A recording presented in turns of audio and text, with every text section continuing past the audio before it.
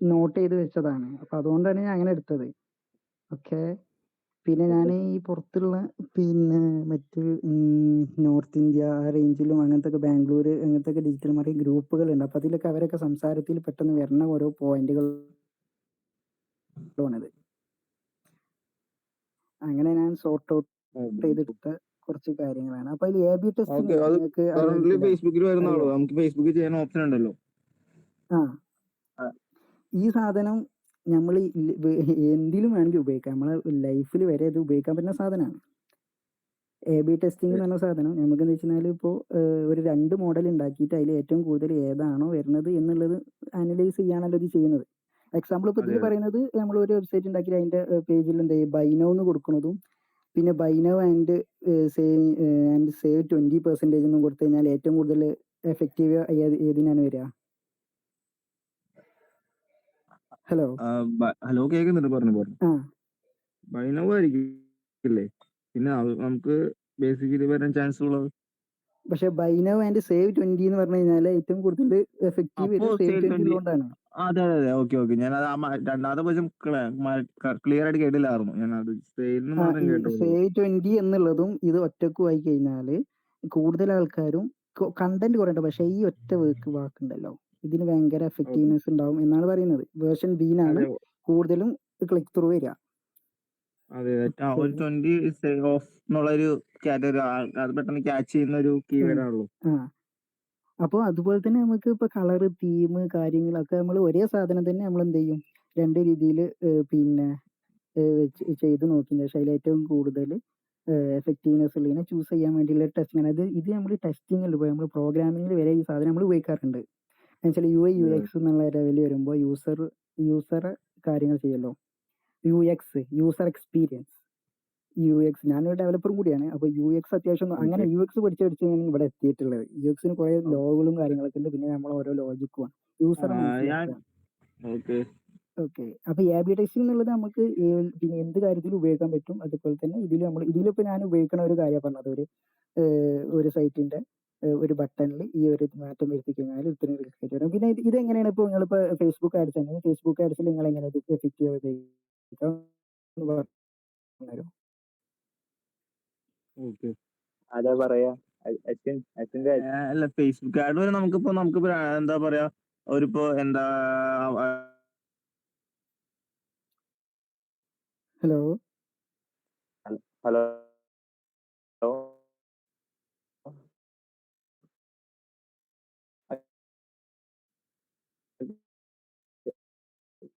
Hello hello, കേൾക്കുന്നുണ്ടോ? Hello hello, കേൾക്കുന്നുണ്ടോ? Hello, voice clear കുറച്ച് ആവുന്നില്ല. ബ്രേക്ക് പോസ്റ്റ് കേൾക്കാൻ, പക്ഷെ എന്റെ ഫസ്റ്റ് കണ്ടന്റ് മനസ്സിലായില്ല. ഒന്നും കൂടി ഒന്ന് റിപ്പീറ്റ് ചെയ്യോ? Okay okay. അതായത് നമ്മളിപ്പോ ഞാൻ ക്യാമ്പയിൻ വേണേ ചെയ്യുമ്പോൾ പറയാം. എ ബി ടെസ്റ്റ് ചെയ്യുമ്പോൾ നമുക്ക് ക്ലയന്റ് തരുമ്പോൾ നമുക്ക് നോർമലി ഒരു പോസ്റ്റർ നമുക്ക് വെച്ചിട്ട് നോക്കാമല്ലോ. അപ്പോൾ അതായത് 2 ക്യാമ്പയിൻ ആയിട്ട് ചെയ്യാം. അതായത് ഇപ്പോൾ ഫസ്റ്റ് ക്യാമ്പയിൻ നമുക്ക് ഒരു പോസ്റ്റർ വൈസ് ചെയ്തിട്ട് അത് ആ വീഡിയോ ചെയ്യാം. അപ്പോൾ വോയിസ് നമുക്കത് ഉം, ഓഡിയൻസ് സെറ്റ് ചെയ്ത് ചെയ്യാം. അതോടൊപ്പം സെയിം സാധനം തന്നെ ഉം, വീഡിയോ ക്യാമ്പയിൻ ആയിട്ട് ചെയ്യാം. വീഡിയോ അതായത് ഇപ്പോൾ വീഡിയോ ഓക്കെ. അപ്പോൾ രണ്ടും ഇടാം. അതുപോലെ തന്നെ രണ്ടിലും ഓഡിയൻസിനെ നമ്മൾ നോക്കാം. അപ്പോൾ ഒരു ഓഡിയൻസിന് നമ്മളിപ്പോൾ 25 to 40 ആണെന്നുണ്ടെങ്കിൽ ജസ്റ്റ് സെയിം സാധനം തന്നെ ഒരു 80 to 45 ആ ഒരു 2 കാറ്റഗറി കൊടുക്കുക. ഉം. അപ്പോൾ അങ്ങനെ അത് ജസ്റ്റ് റൺ ചെയ്യാം. അപ്പോൾ റൺ ചെയ്ത് കഴിഞ്ഞിട്ട് നമുക്ക് അറിയാൻ പറ്റുള്ളൂ 2 ദിവസം കഴിയാം. മിനിമം 48 hours കഴിയാലാണ് ഒരു ക്യാമ്പയിൻ ഏകദേശം നമുക്ക് അറിയാൻ പറ്റത്തുള്ളൂ. അപ്പോൾ ഉം. അത് ചെക്ക് ചെയ്യുമ്പോൾ നമുക്ക് അറിയാൻ പറ്റും. അതിന്റെ ഗ്രാഫ് വെക്കുമ്പോൾ ഏതിനാണ് ഏറ്റവും കൂടുതൽ വേരിയേഷൻ വന്നതാണ്, അല്ലെങ്കിൽ ഏറ്റവും കൂടുതൽ എൻഗേജ് വന്നാൽ നമുക്കത് അനലൈസ് ചെയ്യാം. അപ്പോൾ അതനുസരിച്ചിട്ട് നമുക്കത് ഫോളോ അപ്പ് ചെയ്യാൻ പറ്റും. ഇപ്പോൾ പോസ്റ്റേഴ്സിന് വലിയ റീച്ച് ഇല്ല, അതിന് വലിയ എൻഗേജ്മെന്റോ വലിയ കാര്യങ്ങളോ വന്നിട്ടില്ലാന്ന് നമുക്ക് മനസ്സിലാക്കി കഴിഞ്ഞാൽ ആ ആഡ് ഓഫ് ചെയ്തിട്ട് നേരെ ഉം. ഓപ്പോസിറ്റ് ആണ് അടുത്ത ക്യാമ്പയിൻ ഏതാണ്, നമ്മുടെ വീഡിയോ ക്യാമ്പയിൻ ആണെന്നുണ്ടെങ്കിൽ ആ വീഡിയോ ക്യാമ്പയിൻ ഫോക്കസ് ചെയ്യുക, അതിന്റെ അനുസരിച്ച് ഉം. ഫോളോ അപ്പ് ചെയ്യുക. ഫേസ്ബുക്കിൽ നമുക്ക് അങ്ങനെ ഓക്കെ. ചെയ്യാലോ. ഓക്കെ. ഓക്കെ. ഓക്കെ. അപ്പൊ ഇവിടെ ഫേസ്ബുക്കിൽ പറഞ്ഞ ഓഡിയോയും വീഡിയോയും തമ്മിലുള്ള രീതിയിലൂടെ നോക്കാന്നുള്ള ഹെൽക്കാണ് അല്ലേ? അതെ, നമുക്ക് അതുപോലെ പിന്നെ അതിന്റെ 2 രീതിയിൽ നമ്മളിപ്പോ എ ബി ടെസ്റ്റ് ചെയ്യുമ്പോൾ 2 കാറ്റഗറി ആയിട്ട് തിരിച്ചിട്ട് ഓഡിയൻസിന്റെ ഇൻട്രസ്റ്റ് ആണ് ബിഹേവിയർ രണ്ടും നമുക്ക് ചെക്ക് ഉം. ചെയ്യാലോ. നാരോ ഓഡിയൻസിനെ ചെയ്യാം, അങ്ങനെ ചെയ്യാലോ. ഉം. Narrow okay. ചെയ്യാം, ഓക്കെ. ഒരു എണ്ണം അങ്ങനെ നമുക്ക് സെറ്റ് ചെയ്യാലോ ഓഡിയൻസിനെ. പിന്നെ ഇതിന് വേണ്ടിയിട്ട് ഇതിൽ ടൂൾസ് ആയിട്ട് പറഞ്ഞത് ഒപ്റ്റിമൈസിലും ഗൂഗിൾ ഒപ്റ്റിമൈസും, ഇത് രണ്ടും ഫെമിലിയർ ആണോ, ഉപയോഗിച്ചിട്ടുണ്ടോ? ഗൂഗിൾ ഒപ്റ്റിമൈസേഷനിൽ അത് മറ്റേ ഗൂഗിൾ ആഡ് ചെയ്യുമ്പോൾ നമുക്ക് യൂസ് ചെയ്യാൻ പറ്റുന്നല്ലോ. അതേ വെബ്സൈറ്റ് യൂസ് ചെയ്തിട്ട് ഗൂഗിൾ ആഡ് ആ ചെയ്യുമ്പോൾ ആ നമുക്ക് അതിൽ ഈ ഫേസ്ബുക്ക് ആഡില് ഗൂഗിൾ നമുക്ക് ഒപ്റ്റിമൈസും ഇങ്ങനത്തെ ഒരു ടൂളുകൾ ഉണ്ട്. ഇതാരെങ്കിലും ഉപയോഗിച്ചിട്ടുണ്ടോ? ഇല്ല. ഞാൻ ആ കറന്റ് ബ്രോ യൂസ് ചെയ്തിട്ടില്ല. ഞാൻ ആ ഒരു ഗൂഗിൾ കാര്യം പറയട്ടെ. ഒപ്റ്റിമൈസേഷൻ ഈ പറഞ്ഞു നമ്മുടെ ഈ പറയുന്ന AI ടെസ്റ്റിംഗ് എന്ന് പറയുമ്പോൾ നമുക്ക് എന്ത് പാരാമീറ്റേഴ്സ്, അതായത് ഇപ്പൊ നമ്മളിപ്പോ മേ ബി ചിലപ്പോൾ ഗൂഗിൾ ആഡ്സിൽ വരുമ്പോഴേക്കും നമ്മൾ ചിലപ്പോൾ 2 ഡിഫറെന്റ് ലാൻഡിംഗ് പേജസ് ആയിരിക്കും യൂസ് ചെയ്യുന്നത്. ഫേസ്ബുക്കിലേക്ക് വരുമ്പോൾ ചിലപ്പോൾ നമ്മൾ പറഞ്ഞ ഒരു നമ്മൾ സെയിൽ ഒബ്ജക്റ്റീവ് ആയിട്ട് ചിലപ്പോൾ നമ്മൾ കാറ്റലോഗ് ആഡായിരിക്കും നമ്മൾ റൺ ചെയ്യുന്നത്. മേ ബി നമ്മൾ ആ സെയിം പ്രൊഡക്റ്റിന് വേണ്ടി തന്നെ ചിലപ്പോൾ ഒരു എൻഗേജ്മെന്റ് ക്യാമ്പയിൻ റൺ ചെയ്യും.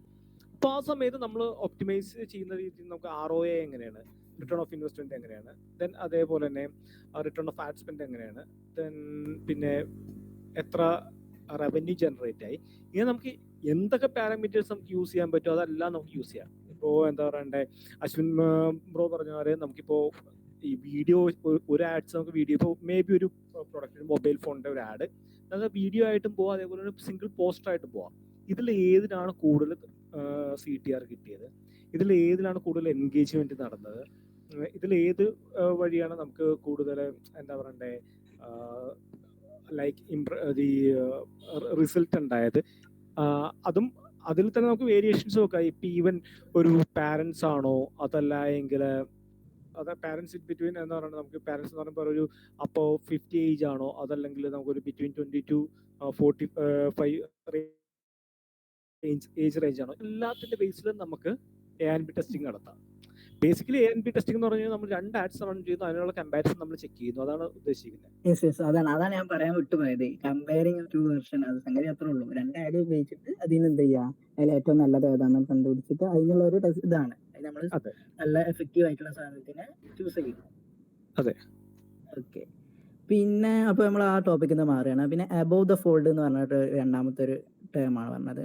അത് ഇത്രേ ഉള്ളൂ. എന്ത് ചെയ്യുക, നമ്മളെ വെബ്സൈറ്റ് ഒക്കെ ബേസിക്കലി വെബ്സൈറ്റിൽ ഫസ്റ്റ് കാണുന്ന സാധനം ഉണ്ടല്ലോ, സ്ക്രോൾ ചെയ്യാൻ നമ്മളിപ്പോൾ കണ്ടന്റ് സ്ക്രോൾ ചെയ്യേണ്ടി വരുമല്ലോ. അപ്പോൾ ഒരു വെബ്സൈറ്റിൽ കയറിയൊക്കെ കാണുന്ന ഫസ്റ്റ് കണ്ടന്റ്, സ്ക്രോൾ ചെയ്യാതെ കാണുന്ന കണ്ടന്റ് എന്താണ്, അതിനാണ് above the fold എന്ന് പറയുന്നത്. ഒന്നുകൂടി പറയാമോ? അബോവ് ദ ഫോൾഡ് എന്ന് പറഞ്ഞാൽ നമ്മളൊരു വെബ്സൈറ്റ് കയറുകയാണെങ്കിൽ, മെയിൻലി വെബ്സൈറ്റിൽ കയറുകയാണെന്നുണ്ടെങ്കിൽ ആദ്യം നമ്മൾക്ക് ബാനർ കാണും, പിന്നെ അതുപോലെ തന്നെ ചെറിയ കുറച്ച് 2 കണ്ടന്റുകളല്ലേ കാണുള്ളൂ. ആ ഒരു ഫസ്റ്റ് സൈറ്റ് ഉണ്ടല്ലോ, നമ്മൾ ലോവർ ഫസ്റ്റ് സൈറ്റ് എന്നൊക്കെ പറയില്ലേ, അതേമാതിരില്ല ഈ അബോവ് ദ ഫോൾഡ് എന്ന് പറഞ്ഞു കഴിഞ്ഞാല് ആ ഒരു ഫസ്റ്റ് കാണുന്നത്. പിന്നെ നമ്മൾ സ്ക്രോൾ ചെയ്യാതെ ഫസ്റ്റ് വെബ്സൈറ്റ് കാണൂലേ, ആ ഒരു കണ്ടന്റിന് പറയുന്ന കാര്യമാണ് അബോവ് ദ ഫോൾഡ് എന്ന് പറഞ്ഞ സാധനം. ഓക്കെ. അപ്പൊ അത് SEO നമ്മൾ വെച്ചാല് പിന്നെ വെബ്സൈറ്റിൽ നമ്മൾ എന്ത് ചെയ്യുക, കൂടുതൽ ആൾക്കാർ കൂടുതൽ നേരം സ്പെൻഡ് ചെയ്യിപ്പിക്കാനോ അങ്ങനത്തെ കുറെ കാര്യങ്ങളുണ്ടല്ലോ, അതിലൊക്കെ പിന്നെ അത് ഉപയോഗപ്പെടും. അപ്പോൾ ഈ സാധനം നമ്മൾ ഏറ്റവും വേസ്റ്റ് ആയിട്ട് കൊടുത്തു കഴിഞ്ഞാൽ ഈ ഒരു കണ്ടന്റുകളും, അതിന് കണ്ടന്റ് വരെ ഇമ്പോർട്ടൻ്റ് ആണ്. എക്സാമ്പിൾ ഇപ്പോൾ നമ്മൾ എത്ര അട്രാക്റ്റീവ് ആയി കൊടുത്തിട്ട് തീം ഉണ്ടെങ്കിലും അതിലുള്ള കണ്ടന്റ് നമുക്ക് എന്ത് ചെയ്യും. പിന്നെ അതുപോലെ തന്നെ നമ്മൾ ഓരോ ബട്ടൺസ് ഉണ്ടല്ലോ, ബട്ടൺസ് കാര്യങ്ങൾ, പ്ലേസ്മെന്റ്, നാവിഗേഷൻസ് കാര്യങ്ങളൊക്കെ അവിടെ എന്തായാലും മാക്സിമം വേണമെന്നുള്ളത് കൊടുക്കും. പിന്നെ ആൾട്ട് ടെസ്റ്റ് എല്ലാവർക്കും അറിയായിരിക്കുമല്ലോ അല്ലേ, മൂന്നാമത്തെ ടോപ്പിക്. ആൾട്ട് ടെസ്റ്റിന് ഇതൊക്കെ SEO വരുന്ന സാധനമാണ് മെയിൻലി. അതല്ല, ഇത് ഡിജിറ്റൽ മാർക്കറ്റിംഗിന്റെ കീഴിൽ അത് എല്ലാതും ഞാൻ ഉൾപ്പെടുത്തിയിട്ടില്ല. അപ്പൊ ആൾട്ട് ടെസ്റ്റ് നിങ്ങൾക്ക് അറിയുന്നതല്ലേ, കണ്ടിട്ട് എല്ലാവർക്കും അറിയുന്നതാണോ? ഇത്രേ ഉള്ളൂ. ആൾട്ട് ടെസ്റ്റ് എന്ന് പറഞ്ഞു കഴിഞ്ഞാല് ഇത്രേ ഉള്ളൂ. Image Alt test. Image Alt test ചില ആൾട്ടർനേറ്റീവ് ഇമേജ് ചിലപ്പോൾ ചില ടൈം നമുക്ക് പിന്നെ ലോഡ് ചെയ്യില്ല വെബ്സൈറ്റിൽ. ചിലപ്പോൾ എന്തെങ്കിലും കാരണവശാലും ഇനിയിപ്പോൾ ഇമേജ് കിട്ടാതിരുന്നു, അല്ലെങ്കിൽ വളരെ നെറ്റ്വർക്ക് വളരെ ലോ ആണ്, അങ്ങനെയൊക്കെ ആണെന്നുണ്ടെങ്കിൽ എന്ത് ചെയ്യും, ആ ഇമേജിന്റെ അവിടെ എന്താണ് എന്നുള്ളത് നമുക്ക് അവിടെ ആൾട്ട് ടെക്സ്റ്റ് ഇമേജിന്റെ അവിടെ തന്നെ എന്ത് ചെയ്യുക, ആൾട്ട് ടെക്സ്റ്റ് കൊടുക്കുക. എക്സാമ്പിൾ ഇപ്പോൾ ഇത് എന്തെങ്കിലും ഒരു ഡിനോട്ട് ചെയ്യുന്ന ഒരു ടെക്സ്റ്റ് ആണ്, അല്ലെങ്കിൽ ലാൻഡിംഗ് പേജ് ഇമേജ്, അല്ലെങ്കിൽ അതിനെക്കുറിച്ചുള്ള ഡിസ്ക്രിപ്ഷൻ കൊടുക്കുക. ഇത് ഈ സാധനമാണ് ചിലപ്പം ഈ ആൾട്ട് ടെക്സ്റ്റിനെ നമുക്ക് എന്ത് ഉപയോഗിക്കാൻ പറ്റുന്ന വെച്ചാൽ, നമുക്ക് വിഷനറി പിന്നെ പാരലൈസ്ഡ് ആയ ആൾക്കാരുണ്ടല്ലോ, ഫോർ എക്സാമ്പിൾ അവർക്ക് ഇപ്പോൾ ഇത് കാണാൻ പറ്റില്ലല്ലോ. അപ്പോൾ അവർക്ക് എന്താ ചെയ്യും, ഈ ആൾട്ട് ടെക്സ്റ്റ് ചിലപ്പോൾ റീഡ് ചെയ്യും. അതിന് നമ്മൾ ആക്സസിബിലിറ്റി എന്നാണ് നമ്മൾ കോഡിങ്ങിൽ പറയുക, ആക്സസിബിലിറ്റീസ് കൂട്ടുക. അതിൻ്റെ ഒരു ഇത് കൊടുത്തു കഴിഞ്ഞാൽ നമുക്ക് SEO കാര്യങ്ങളൊക്കെ SEOയിൽ നമ്മൾ ചെക്ക് ചെയ്യുമ്പോൾ പറഞ്ഞാൽ എല്ലാ ഇമേജിനും ആൾട്ട് ടെക്സ്റ്റ് ഉണ്ടോയെന്ന് നോക്കാം. ആൾട്ട് ടെക്സ്റ്റ് ഇല്ലെങ്കിൽ അതിൻ്റെ റേറ്റ് എന്ത് ചെയ്യും, നമ്മളിപ്പോൾ ചെക്ക് ചെയ്യുകയാണെന്നുണ്ടെങ്കിൽ ഇപ്പോൾ ലൈറ്റ് ഹൗസ് കാര്യങ്ങളൊക്കെ വെച്ച് നമ്മൾ സ്പീഡ് കാര്യങ്ങളൊക്കെ നമ്മൾ മെയിൻറ്റെയിൻ ചെയ്യും. അപ്പോൾ അതിൽ പെട്ട ഒരു ഇതാണ് ഇത്. ആൾട്ട് ടെക്സ്റ്റ് എല്ലാത്തിനും കൊടുത്തു കഴിഞ്ഞാൽ നമുക്ക് കൂടുതൽ SEOയിൽ ആക്സസിബിലിറ്റിയിലും കാര്യങ്ങൾ കൊടുക്കും. പിന്നെ അനലിറ്റിക്സ് നമ്മൾ അറിയുന്നതാണ്. അനലിറ്റിക്സ് നമ്മൾ ഗൂഗിൾ അനലിറ്റിക്സ് ഒക്കെ നമ്മൾ എന്തിൻ്റെ ഒക്കെ നമ്മൾ ഉപയോഗിക്കുന്ന SEOയിൽ വരുന്നതാണ്. നമ്മളെന്ത് ചെയ്യും, വെബ്സൈറ്റിൻ്റെ സ്പീഡ് കാര്യങ്ങൾ, പിന്നെ അതുപോലെ തന്നെ എത്ര ആൾക്കാർ റീച്ച് ചെയ്തു, Google analytics mainly. Okay, analytics എന്ന് വെച്ചാൽ അതിന്റെ റിസൾട്ട് ആണല്ലോ, അല്ലെ? റിസൾട്ട് ആണ്. റിസൾട്ട് അത് ആണല്ലോ എന്തിന്റെ അനലിറ്റിക്സ് അതിന്റെ. ഇപ്പൊ ആ റിപ്പോർട്ട് അതെ അതെ ഇപ്പൊ അത് റിപ്പോർട്ട്. അതെ അതെ നെറ്റിയിലും കാര്യങ്ങളിലൊക്കെ ഉണ്ടാവുമല്ലോ. അതെ അതെ അതെ അതെ. എല്ലാത്തിനും അനലിറ്റിക്സ് നോക്കിയിട്ടാണല്ലോ നമ്മള് ഫ്യൂച്ചറിലോട്ട് ആ ഒരു പെർഫോമൻസ് ചെയ്യുന്നതും, എന്തൊക്കെ മാറ്റണം, എന്തൊക്കെ ചെയ്യണം, അതിന്റെ കൂടുതൽ അപ്ഡേഷൻസും കാര്യങ്ങളൊക്കെ നോക്കിയിട്ട്. ഒരു ക്വാണ്ടിറ്റേറ്റീവ് ആയിട്ടും ഒരു ഗ്രാഫിക് ആയിട്ടുള്ള ഒരു നമുക്ക് ഡിസ്പ്ലേ വെക്കാൻ സഹായിക്കുന്ന ഒരു വലിയ സാധനമാണ്. നമുക്കതിനെ ക്ലാസിഫൈ ചെയ്യാൻ അതാണ് എല്ലാരും നോക്കേണ്ടത്. ആ ഒറ്റ സാധനം ഉണ്ടല്ല, ആ ഒറ്റ സാധനം വെച്ചിട്ടാണ് നമ്മൾ ഡിസിഷൻ മൊത്തത്തിൽ ഉണ്ടാകുന്നത്. ഈ അനലിറ്റിക്സ് ഇത് ചെയ്യാൻ പറ്റുന്ന അനലിറ്റിക്സിൽ പല കാര്യങ്ങളുണ്ട്. പിന്നെ നമ്മള് ആങ്കർ ടെസ്റ്റ്. പിന്നെ ആങ്കർ ടെസ്റ്റ് എന്ന് പറഞ്ഞു കഴിഞ്ഞാൽ നമ്മൾ ലിങ്കിന് കൊടുക്കുമ്പോൾ, ലിങ്കിന് നമ്മൾ HRF നമ്മൾ ലിങ്കിന് കൊടുക്കുന്ന ടൈമിൽ ലിങ്ക് ഒരു ഇതാണ്. HRF ലിങ്ക് ക്ലിക്ക് ചെയ്യേണ്ട അടുത്ത പേജിൽ പോകേണ്ടത്. പക്ഷെ അവിടെ എന്ത് കാണിക്കണം എന്ന് കൊടുക്കില്ല. ഫോർ എക്സാമ്പിൾ ഇപ്പോൾ ക്ലിക്ക് ഹിയർന്ന് കൊടുത്തു കഴിഞ്ഞാൽ നമുക്ക് പോകേണ്ടത് അബൌട്ട് അസ്ക്കാണ്. പക്ഷെ ക്ലിക്ക് ഹിയർ എന്നാണ് നമ്മൾ കൊടുക്കുന്നത്, അല്ലെങ്കിൽ അബൌട്ട് അസ് എന്നാണ് കൊടുക്കുന്നത്. അത് നമ്മൾ എന്ത് ചെയ്യും, അവിടെ എന്താണ് കൊടുക്കേണ്ടത്, നമ്മളിപ്പോൾ എവിടെയാണ് അത് കാണിക്കുന്നത്, അതിനനുസരിച്ച് നമ്മൾ ഈ പിന്നെ ആങ്കർ ടെക്സ്റ്റ് കൊടുക്കും. ഈ ആങ്കർ ടെക്സ്റ്റ് ഒക്കെ നമ്മൾ SEOയിലാണ് മെയിൻലി വരിക. വെബ്സൈറ്റിനുമായിട്ട് റിലേറ്റഡ് ആണ് ഈ ആങ്കർ ടെക്സ്റ്റും കാര്യങ്ങളൊക്കെ. പിന്നെ ബാക്ക്ലിങ്ക്. ഹലോ,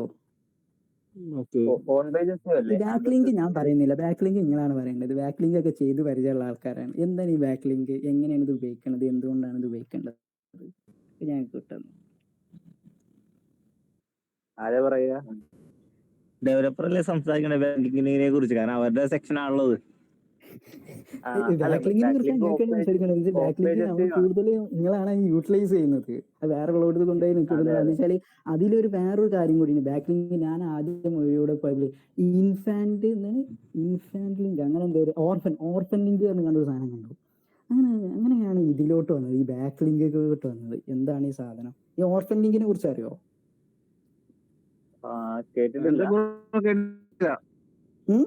ഈ ഓർഫൺ ലിങ്ക് ഇത്രേ ഉള്ളൂ എന്ന് വെച്ചാൽ, നമ്മളിപ്പോ സപ്പോസ് ഒരു പേജിലേക്ക് യാതൊരു വിധത്തിൽ നമ്മൾ ലിങ്ക് ചെയ്തിട്ടില്ല എങ്കിൽ, അതായത് ഇപ്പൊ എന്റെ സൈറ്റിൽ ഒരു 100 പേജ് ഉണ്ട്.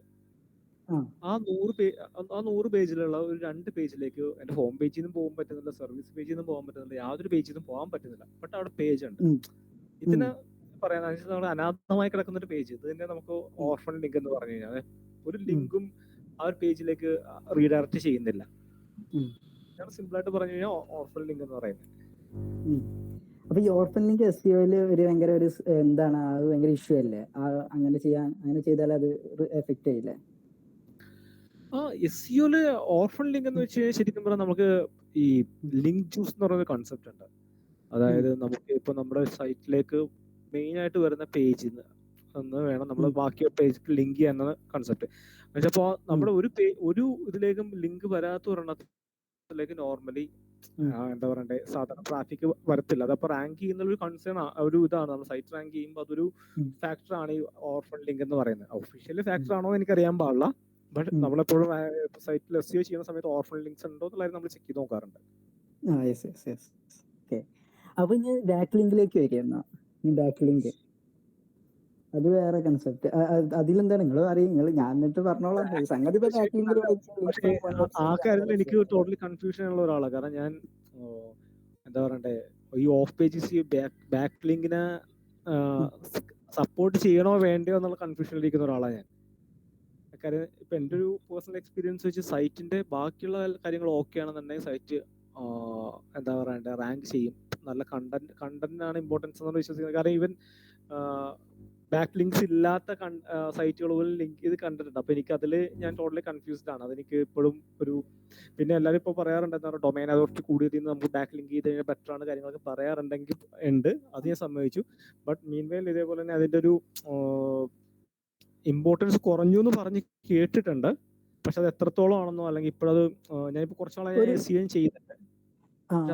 ഒരു ചർച്ച ഞാൻ കണ്ടിട്ടുണ്ടായിരുന്നു. അത് ഇതിൽ തന്നെയാണ് തോന്നുന്നു. പിന്നെ ഏതിലായിരുന്നു ബികോം ഷോയിലാണെന്ന് തോന്നുന്നു. അപ്പൊ അതിലെ എക്സാമ്പിൾ എന്താ വെച്ചാൽ ഏതോ ഒരു പ്രിന്ററിന്റെ ഒരു ബ്രദർ പ്രിന്റർ ഇല്ലേ, ആ പ്രിന്ററിന്റെ എന്തോ പിന്നെ ലിങ്ക് ഉണ്ടല്ലോ, ഓക്കെ അത് ഒറിജിനലി അത് ഫേക്ക് ആണ് സാധനം. അതൊരു ഫേക്ക് ആയിട്ട് ഒരാൾ ചെയ്തു നോക്കിയതാണ്. ആ സാധനത്തിനെ കുറിച്ചിട്ട് എന്താ ചെയ്യുക, ഒരു ആർട്ടിക്കിൾ ഉണ്ടാക്കി. ഏറ്റവും ബെസ്റ്റ് ആണ് പറഞ്ഞിട്ട്, ഏറ്റവും വേസ്റ്റ് സാധനമാണ് പക്ഷെ ഏറ്റവും ബെസ്റ്റ് ആണെന്നുള്ള രീതിയിൽ ഉണ്ടാക്കി. ഓക്കെ എന്നിട്ട് അതെന്താ ചെയ്യും, എല്ലായിടത്തും പിന്നെ ഒരുവിധം ഉള്ളിടത്തൊക്കെ എന്ത് ചെയ്യുക, അത് ബാക്ക് ലിങ്ക് ചെയ്ത് അത് ഒരുവിധം നല്ല വെബ്സൈറ്റിലൊക്കെ അത് കൊടുത്തു. ഓക്കെ അങ്ങനെ കൊടുത്തു കഴിഞ്ഞപ്പോ എന്താ ചെയ്യാന്ന് വെച്ച് കഴിഞ്ഞാല് ആ സാധനം എന്ത് ചെയ്യാണ്, ഏറ്റവും ബെസ്റ്റ് പിന്നെ 2024, അത് ഏറ്റവും പണ്ടത്തെ വേർഷൻ ആണെന്ന് തോന്നുന്നത് ഇത്. പക്ഷെ ഇപ്പോഴത്തെ ഏറ്റവും ഈ 2024 ഏറ്റവും കൂടുതൽ മൂവ് ചെയ്യുന്ന സാധനം എന്ന് സെർച്ച് ചെയ്താൽ ആ സാധനം കാണുന്നുണ്ട് അതിന്റെ ലിങ്ക്. ഓക്കെ അപ്പൊ അതെന്താന്ന് വെച്ച് കഴിഞ്ഞാല് അത് ഇതിനായിട്ട് ഒരു സ്റ്റഡിക്കായിട്ട് ചെയ്തതാണ്. ഒരാളെന്ത് ചെയ്തു, അത് നോട്ട് ചെയ്തു, ഇങ്ങനെ ബാക്ക് ലിങ്ക് ഒക്കെ കൊടുത്തിട്ട് ഒരാളെ മിസ്ഇൻഫോർമേഷൻ ഉണ്ടല്ലോ, മിസ്ഇൻഫോർമേഷൻ ആയിട്ടുള്ള സാധനത്തിന് എങ്ങനെ നമുക്ക് എന്ത് ചെയ്യാം, ഹൈലൈറ്റിൽ കൊണ്ടുവരുത്താം. ഒരു പണി മീൻസ് അത്ര പെയ്ഡ് ഒന്നും ചെയ്യാതെ, പേയ്മെന്റ് ആയിട്ടും പെർഫോമൻസ് മാർക്കറ്റിംഗ് ഒന്നും ചെയ്യാതെ ഇത് മാത്രം ഫോക്കസ് ചെയ്തിട്ട് ലിസ്റ്റ് ചെയ്തിട്ടുണ്ട്. അങ്ങനെ ഒരു ആർട്ടിക്കിളും ഉണ്ടായില്ല. പക്ഷെ അത് പോസിബിൾ ആണെന്ന് എനിക്ക് സംശയം. തോന്നുന്നില്ല. സീരിയസ്ലി ഞാൻ പറയാം. കാരണം ഇപ്പൊ അതെ നമുക്ക് അതെ ആൽഗോരിതംസ് ഒരുപാട് നല്ല രീതിയിൽ വർക്ക് ചെയ്യുന്നുണ്ട്. അപ്പോ ബാക്ക് ലിങ്ക്സ് കൊണ്ട് മാത്രം ഒരു സാധനം അത് ഞാനും അംഗീകരിക്കാത്ത ആളാണ്. അത് ഞാൻ ബാക്ക് ലിങ്ക്സ് കൊണ്ട് മാത്രം റെഡി ആവും എന്ന് പറഞ്ഞാൽ ഞാനും അംഗീകരിക്കാത്ത ഒരാൾ തന്നെയാണ്. ഞാനും കണ്ടന്റ് മേ ബി ഇപ്പൊ നിങ്ങൾ ഒരു കീവേഡ് സ്പെസിഫിക് ആയിട്ട് ചെയ്തു, ആ ഈവൻ തെറ്റായിട്ടുള്ള കണ്ടന്റ് ആണെങ്കിൽ പോലും ആ കണ്ടന്റ് പ്രോപ്പർലി ക്രിയേറ്റ് ചെയ്തിട്ടുണ്ടാവാം. പക്ഷെ അതാണ് അവിടെ പറഞ്ഞത്, അവർ കണ്ടന്റും കാര്യങ്ങളും കീവേഡ്സും അതൊക്കെ കൃത്യമായിട്ട് കൊടുത്തിട്ടാണ് അവർ ഫോക്കസ് ചെയ്തത്. അത്ര രീതിയിൽ കണ്ണിങ് ആയിട്ട് നമ്മൾ ചെയ്യുകയാണെന്നുണ്ടെങ്കിൽ ഓട്ടോമാറ്റിക്കലി എന്ത് ചെയ്യും, അതിലോട്ട് റാങ്കിങ് വരും എന്നാണ് പറയുന്നത്. പക്ഷെ നല്ല രീതിയിൽ ചെയ്യണം. അത് എവിടൊക്കെയാണോ അത് പോയി ബാക്കിൽ ഓരോ കൊടുക്കുന്നതിനനുസരിച്ച്. ഹലോ പറയും ബ്രോ ഞാൻ ജസ്റ്റ് ഇന്റർഫേസ് ചെയ്യണേ, അതായത് റാങ്കിനെ സംസാരിക്കാനായിട്ടു. അപ്പോ ഫസ്റ്റ് ഓഫ് ഓൾ നമ്മളിപ്പോ വെബ്സൈറ്റ് റാങ്ക് ചെയ്യാൻ നോക്കുന്നതിന് മുമ്പ് നമ്മളെപ്പോഴും ആ വെബ്സൈറ്റ് ഒന്ന് ഓഡിറ്റ് ചെയ്യണമായിരിക്കും ഫസ്റ്റ് ഓഫ് ഓൾ ഏറ്റവും ഫസ്റ്റ് കാര്യം. കാരണം നമ്മളൊരു വെബ്സൈറ്റ് ഓഡിറ്റ് ചെയ്ത് കഴിയുമ്പോൾ നമുക്ക് ആ വെബ്സൈറ്റിനെ കുറിച്ച് ഫുൾ ഡീറ്റെയിൽസ് നമുക്ക് കിട്ടും. അപ്പോൾ നമുക്ക് മനസ്സിലാക്കാൻ പറ്റും എവിടെയൊക്കെയാണ് ഇഷ്യൂ വന്നതാണ്, എന്തൊക്കെയാണ് ഈ വെബ്സൈറ്റിന് ഇഷ്യൂ വന്നത്, എന്തൊക്കെയാണ് റാങ്കിങ്ങിന് വന്നതാണ് ഡിസ്ക്വാളിഫിക്കേഷൻ, അല്ലെങ്കിൽ എന്തൊക്കെയാണ് ബഗ്സ്, എന്തൊക്കെ കീവേഡാണ് മാറ്റാനുള്ളത്, എന്തൊക്കെയാണ് ഹെഡ്ലൈൻസ് കയറ്റാനുള്ളത്, അങ്ങനെ കുറെ എല്ലാ കാര്യങ്ങളും നമുക്കത് അറിയാൻ പറ്റും. സോ അത് നമ്മൾ മനസ്സിലാക്കിയിട്ട് പണിയെടുക്കുവാണെങ്കിൽ റാങ്കിങ്ങിലേക്ക് വരുമ്പോൾ കുറെ എളുപ്പമായിരിക്കും എന്നാണ് എൻ്റെ ഒരു കൺസേൺ. അല്ല അത്രേ ഉള്ളൂ ബ്രോ. കാര്യം എന്ന് വെച്ച് കഴിഞ്ഞാൽ നമ്മൾ അത് മിസ്റ്റേക്സ് വന്നിട്ട് അത് മിസ്റ്റേക്സ് റെക്ടിഫൈ ചെയ്താൽ തന്നെ സൈറ്റിന്റെ പെർഫോമൻസ് കൂടും. അത്ര അപ്പൊ അതിന് ഞാൻ ചോദിക്കണതേ, നിങ്ങളിപ്പോ ഓഡിറ്റ് ചെയ്യാൻ എന്ത് ടൂളാണ് ഉപയോഗിക്കല് സാധാരണ? സിമിലർ ആയിട്ടുള്ള ടൂൾ ഏതാ? വെബ്സൈറ്റ് SEO ഓഡിറ്റ് ചെയ്യുമ്പോൾ നമുക്ക് നിലവിലത്തെ ഇപ്പൊ ഏറ്റവും ലേറ്റസ്റ്റ് ആയിട്ട് വരികയാണെങ്കിൽ നമുക്ക് വേണമെങ്കിൽ ChatGPT യൂസ് ചെയ്യാൻ പറ്റും. എങ്ങനെ ChatGPT എങ്ങനെ യൂസ് ചെയ്യാം? ChatGPT നമ്മളതനുസരിച്ച് സെറ്റ് ആക്കേണ്ടി വരും. നമുക്ക് വെബ്സൈറ്റിനെ കുറിച്ച് പ്രൊമോട്ട് ചെയ്യാൻ, ഓഡിറ്റ് ചെയ്യാൻ വേണ്ടിയിട്ടുള്ള രീതിയിൽ നമ്മൾ ടൈപ്പ് ചെയ്ത് കഴിയുമ്പോൾ നമുക്ക് കിട്ടും. അല്ല, നമ്മളിപ്പോ ലിങ്ക് കൊടുക്കണം. ഫോർ എക്സാമ്പിൾ ഞാനിപ്പോ ഈ ലിങ്ക് കൊടുത്തു, ഇപ്പൊ എക്സാമ്പിൾ ഇപ്പൊ DMF ഇതിന് തന്നെ ലിങ്ക് ഇല്ലേ, ഈ ലിങ്കിൽ ഞാൻ എന്ത് ചെയ്യണം, പിന്നെ ഇത് ഓഡിറ്റിംഗ് നടത്തണം എന്നുണ്ടെന്നുണ്ടെങ്കിൽ എങ്ങനെയാണ് ഇപ്പൊ പ്രോംപ്റ്റ് ആ ലിങ്ക് കൊടുക്കുക, എന്നിട്ട് അതിൽ എന്തൊക്കെ കാര്യങ്ങൾ ഉണ്ടെന്ന് ചെയ്യുക, എങ്ങനെയാണ്? നോർമലി നമ്മൾ എന്താണോ വേണ്ടതെന്നുള്ള രീതിയിൽ പ്രോംപ്റ്റ് സെറ്റ് ആക്കി കഴിഞ്ഞാൽ കിട്ടും. കൊടുത്താൽ മതി. ഓക്കെ, അത് എഫക്റ്റീവ് ആണ്. ഓൾമോസ്റ്റ്. നമുക്കില്ലെങ്കിൽ പിന്നെ അത് പറ്റില്ലെന്നുണ്ടെങ്കിൽ സെംബ്രഷ് പോലുള്ള കുറെ സംഭവങ്ങളുണ്ടല്ലോ ഓഡിറ്റ് ചെയ്യാനായിട്ട്. അതൊക്കെ നമുക്കപ്പോ യൂസ് ചെയ്യാം. ഞാൻ ജസ്റ്റ് പറഞ്ഞോളൂ, നമുക്കങ്ങനെ അത് എല്ലാത്തിനും പറ്റില്ല, അത് പ്രീമിയം വേണം. അതാണ് ചോദിക്കണത്. ഒരുപാട് ഓപ്ഷൻസ് ഉണ്ട്. പക്ഷെ എന്താ പറയണ്ടേ, ഈവൻ നമ്മൾ ഇപ്പൊ നമ്മുടെ റാങ്ക് നമ്മളെല്ലാം സെറ്റ് ചെയ്തു, പേജ് സ്പീഡ് എല്ലാം സെറ്റ് ചെയ്തു, എല്ലാം ഓക്കെ. ബട്ട് നമുക്കവിടെ വേണ്ട സംഭവം നമ്മളിപ്പോ റാങ്ക് ചെയ്ത് വന്നാലാണ് കാര്യങ്ങൾ. അതായത് നമ്മുടെ കസ്റ്റമർ ഒരാൾ വരുമ്പോ ആക്ച്വൽ പ്രൊഡക്റ്റിന് തന്നെയാണോ അല്ലെങ്കിൽ അല്ല, അത് വളരെ ഇമ്പോർട്ടന്റ് ആണ് ഞാൻ പറയുന്നത്. വെച്ച് കഴിഞ്ഞാൽ ഇപ്പൊ ഈവൻ നമ്മള് സൈറ്റ് ഓഡിറ്റ് ചെയ്തു, അപ്പൊ നമുക്ക് സൈറ്റിന്റെ ഇഷ്യൂസ് മനസ്സിലായി, നമ്മൾ കാര്യങ്ങളെല്ലാം ചെയ്തു. ബട്ട് അവിടെ പ്രശ്നം എന്താണെന്ന് വെച്ച് കഴിഞ്ഞാൽ ഒരാളിപ്പോ സപ്പോസ് ഒരു സാംസങ്ങിന്റെ മൊബൈൽ നോക്കാൻ വരുമ്പോൾ അവിടെ സാംസങ്ങിന്റെ ചാർജർ കാണിച്ചിട്ട് കാര്യമില്ല. ആ yes, yes, yes. അപ്പൊ ആ രീതി, കാരണം ഈ സെയിം ഇഷ്യൂ ഞാനിപ്പോ ഫേസ് ചെയ്തോണ്ടിരിക്കുന്നത്. ഞാനൊരു ഇ കൊമേഴ്സ് സൈറ്റിലെ യൂസർ എക്സ്പീരിയൻസ് എന്ത് ചെയ്തിട്ടും കറക്റ്റ് ആവുന്നില്ല. പേജ് സ്പീഡ് ഓക്കെയാണ്, ബാക്കിയുള്ള എല്ലാം യൂസർ എക്സ്പീരിയൻസ് കറക്റ്റ് അല്ലാന്ന് ഞാൻ റിപ്പോർട്ട് ചെയ്യുകയും ചെയ്തു. ബട്ട് അതുകൊണ്ട് ആ ഒറ്റ റീസൺ കൊണ്ട് മാത്രം ഞങ്ങൾക്ക് അവിടെ സെയിൽ വരുന്നില്ല. നമ്മൾ എല്ലാത്തിലും അപ്പോൾ അതും കൂടി ഇമ്പോർട്ടന്റ് ആണ്. അതായത് നമ്മൾ അനലൈസ് ചെയ്യുന്ന സമയത്ത് നമുക്ക് ടെക്നിക്കൽ ആയിട്ടുള്ള കാര്യങ്ങളായിരിക്കും നമുക്ക് കൂടുതലും കിട്ടുന്നത്. ബട്ട് അതല്ലാതെയുള്ള കാര്യങ്ങൾ നമ്മൾ ഇത് യൂസ് ചെയ്ത് ബെറ്റർ ആയിരുന്നു. പിന്നെ ഇങ്ങനത്തെ ഒരു ഇഷ്യൂസ് കണ്ടുപിടിക്കേണ്ടത് നമ്മുടെ മൈക്രോസോഫ്റ്റിന്റെ ക്ലാരിറ്റി യൂസ് ചെയ്ത് ബെറ്റർ ആണെന്ന് പറയാം എന്റെ ഒരു ഒപ്പീനിയൻ. കാരണം നമ്മുടെ മൈക്രോസോഫ്റ്റ് ക്ലാരിറ്റി അത് നല്ലൊരു ടൂളാണ് മൈക്രോസോഫ്റ്റ്. കാരണം അതിൽ ഡീറ്റെയിൽ ആയിട്ട് നമുക്ക് അറിയാൻ പറ്റും. അതൊരു സംഭവമാണ് ഈ മൈക്രോസോഫ്റ്റ് ക്ലാരിറ്റി ഒക്കെ മെയിൻലി വരുന്നത്. ക്ലാരിറ്റി മനസ്സിലായി എന്താണ് മൈക്രോസോഫ്റ്റ് ക്ലാരിറ്റി അങ്ങനെ തന്നെ. സംഭവം വേണമെന്നല്ല, സംഭവം വളരെ സിമ്പിൾ. നമ്മുടെ സൈറ്റിൽ ആര് കയറി എന്ത് ആക്ടിവിറ്റി ചെയ്യുന്നു അതിന് സ്ക്രീൻ റെക്കോർഡിംഗ് നമുക്ക് കിട്ടും. ഓക്കെ, ഈ സംഭവങ്ങളൊക്കെ കൂടുതലായിട്ടും വരുന്ന പെർഫോമൻസ് മാർക്കറ്റിംഗ് പഠിക്കുവാണെങ്കിൽ അതിൽ ഈ ടൂളിനെ കുറിച്ചൊക്കെ പറയുന്നുണ്ട്. കുറെ ടൂൾസിനെ കുറിച്ച് പഠിക്കാൻ പറ്റും. പെർഫോമൻസ് മാർക്കറ്റിംഗ് ഞാൻ പഠിച്ചിട്ടുണ്ട് ഗ്രോത്ത് സ്കൂളിന്റെ.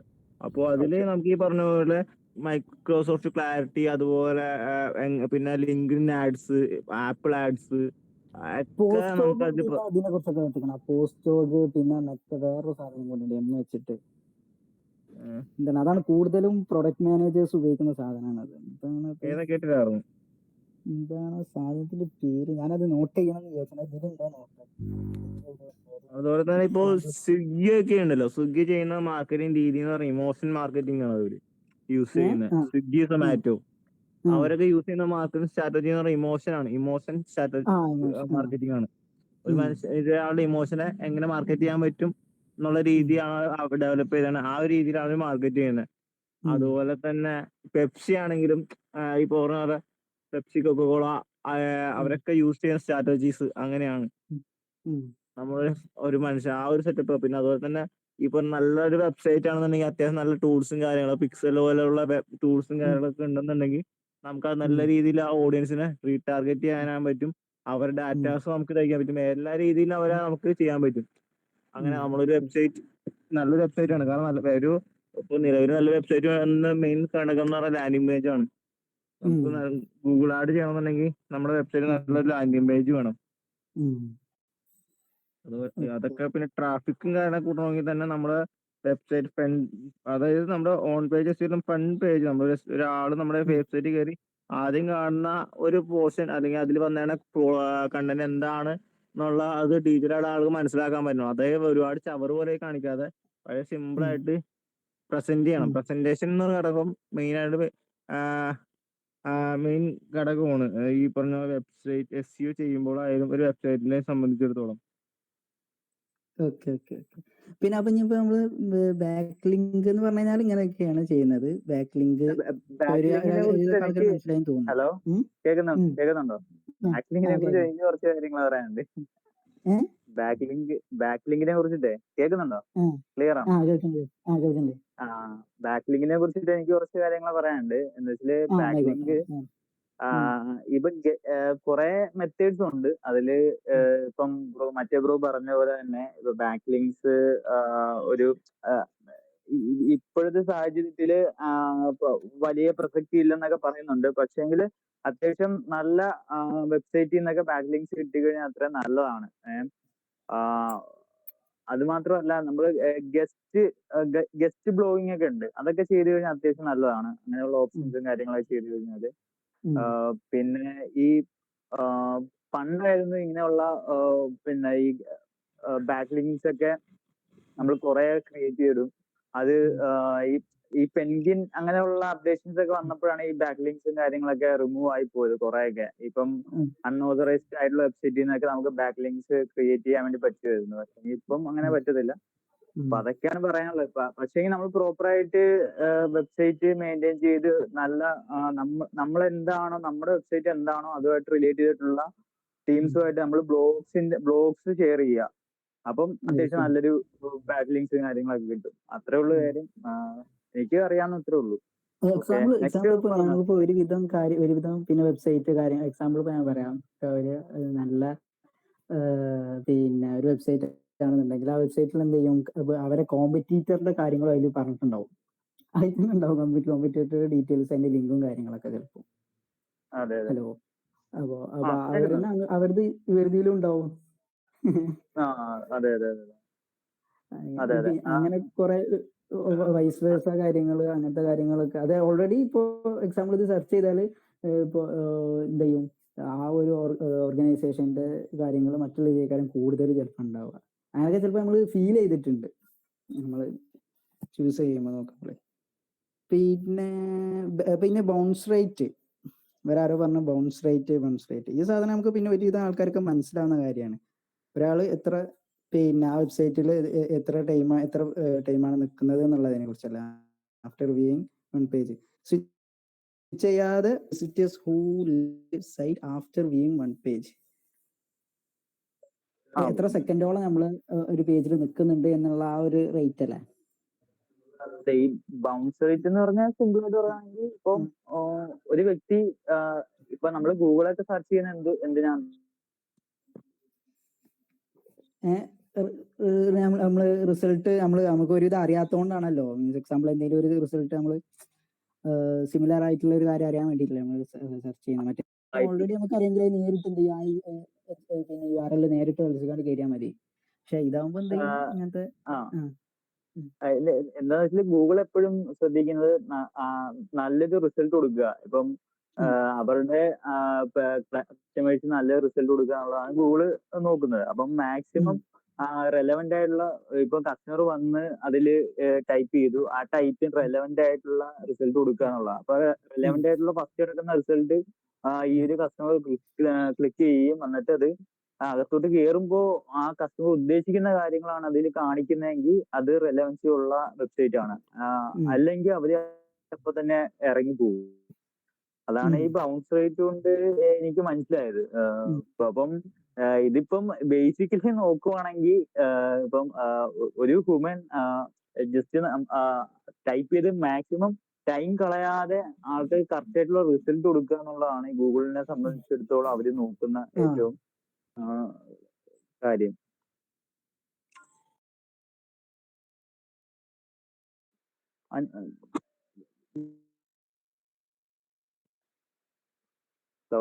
വേറെ ആർക്കെങ്കിലും എന്തെങ്കിലും പറയാനുണ്ടോ?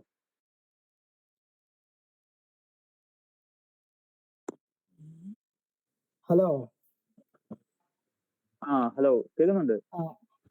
അപ്പൊ ഈ ബൗൺസ് റേറ്റ് എന്ന് പറഞ്ഞ സാധനം ഇപ്പൊ ഓൾറെഡി അത് കൂടുന്നതാണോ കുറയുന്നതാണോ, അതാണ് എന്റെ ചോദ്യം. ബൗൺസ് റേറ്റ് കൂടുന്നതാണ് പ്രശ്നം. കൂടുന്നതാണ് പ്രശ്നം. അതെ, ബൗൺസ് റേറ്റ് കൂടിയാൽ പ്രശ്നമാണ്, കുറഞ്ഞാല്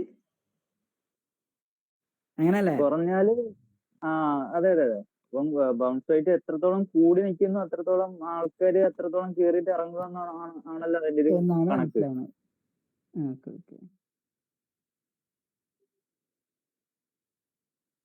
പിന്നെ ബയേഴ്സ് ജേർണി പ്രോസസ്സ്, അത് നമ്മൾ ഒരുവിധം പിന്നെന്താണ് customer to go through before making a purchase, അത് നമ്മൾ ഒരു ഫ്ലോ ഉണ്ടാക്കുന്നതാണ്.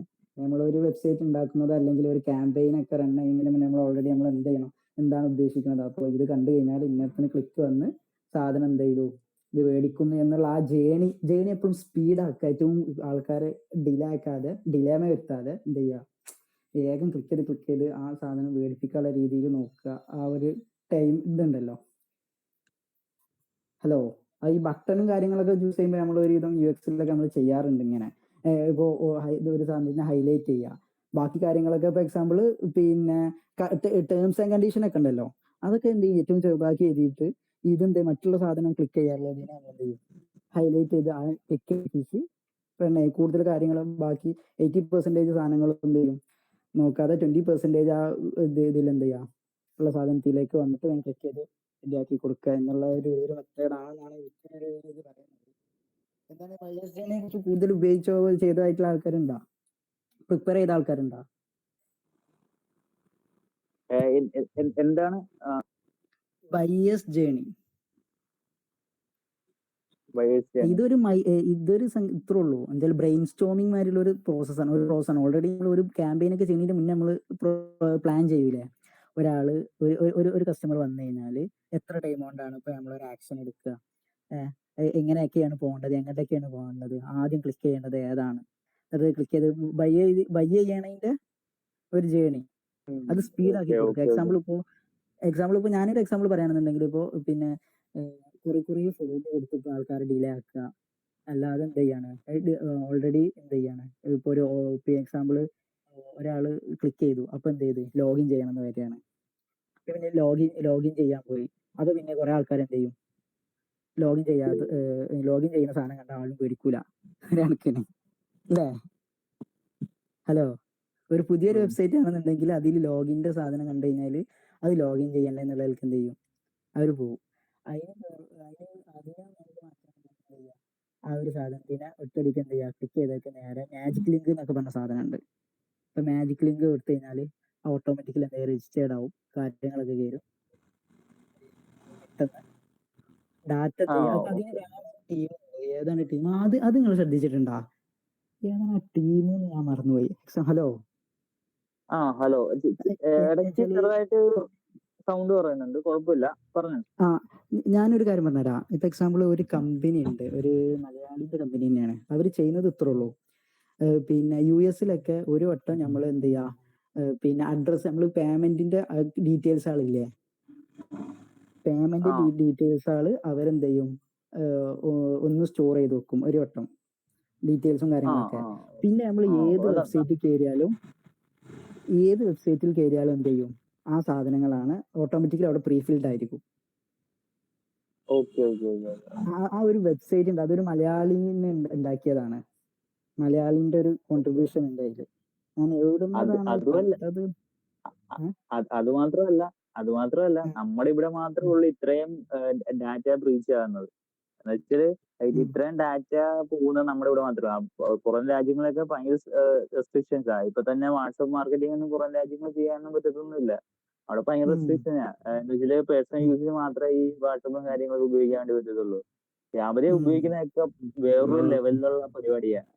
എന്ന് വെച്ചാല് അഡ്വർടൈസിങ്ങിന് വേണ്ടിയിട്ടാണെങ്കിലും ഡാറ്റാസ് എടുക്കുക എന്ന് പറയുമ്പോൾ വേറൊരു ലെവലിലുള്ള പരിപാടിയാണ് അവര് ചെയ്യുക. അവർക്ക് തന്നെ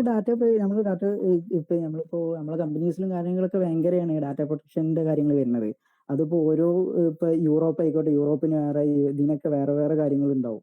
അതൊക്കെ നമ്മളൊരു വെബ്സൈറ്റ് ഉണ്ടാക്കണമെങ്കിൽ തന്നെ ആ കാര്യങ്ങൾക്ക് കൺസെന്റ്, കുക്കി കൺസെന്റ് എന്തിനു നിർബന്ധമാണ്.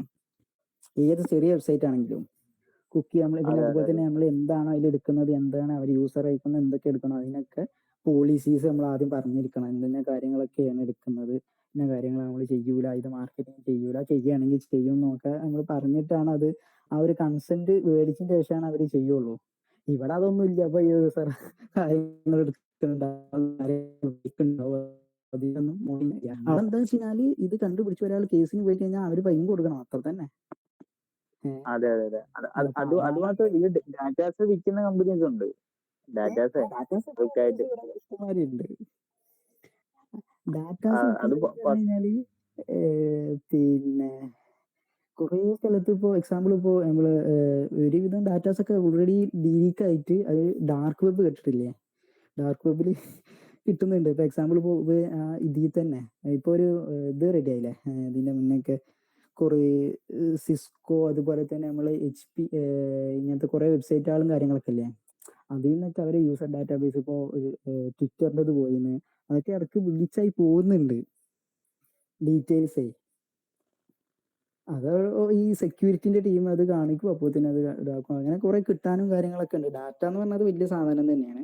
പിന്നെ അടുത്തത് CAC എന്ന് പറഞ്ഞൊരു ടോപ്പിക്കാണ്, കസ്റ്റമർ അക്വസിഷൻ കോസ്റ്റ്. ഇത് പിന്നെ എല്ലാവർക്കും അറിയുന്ന ഒരു കാര്യമാണ്.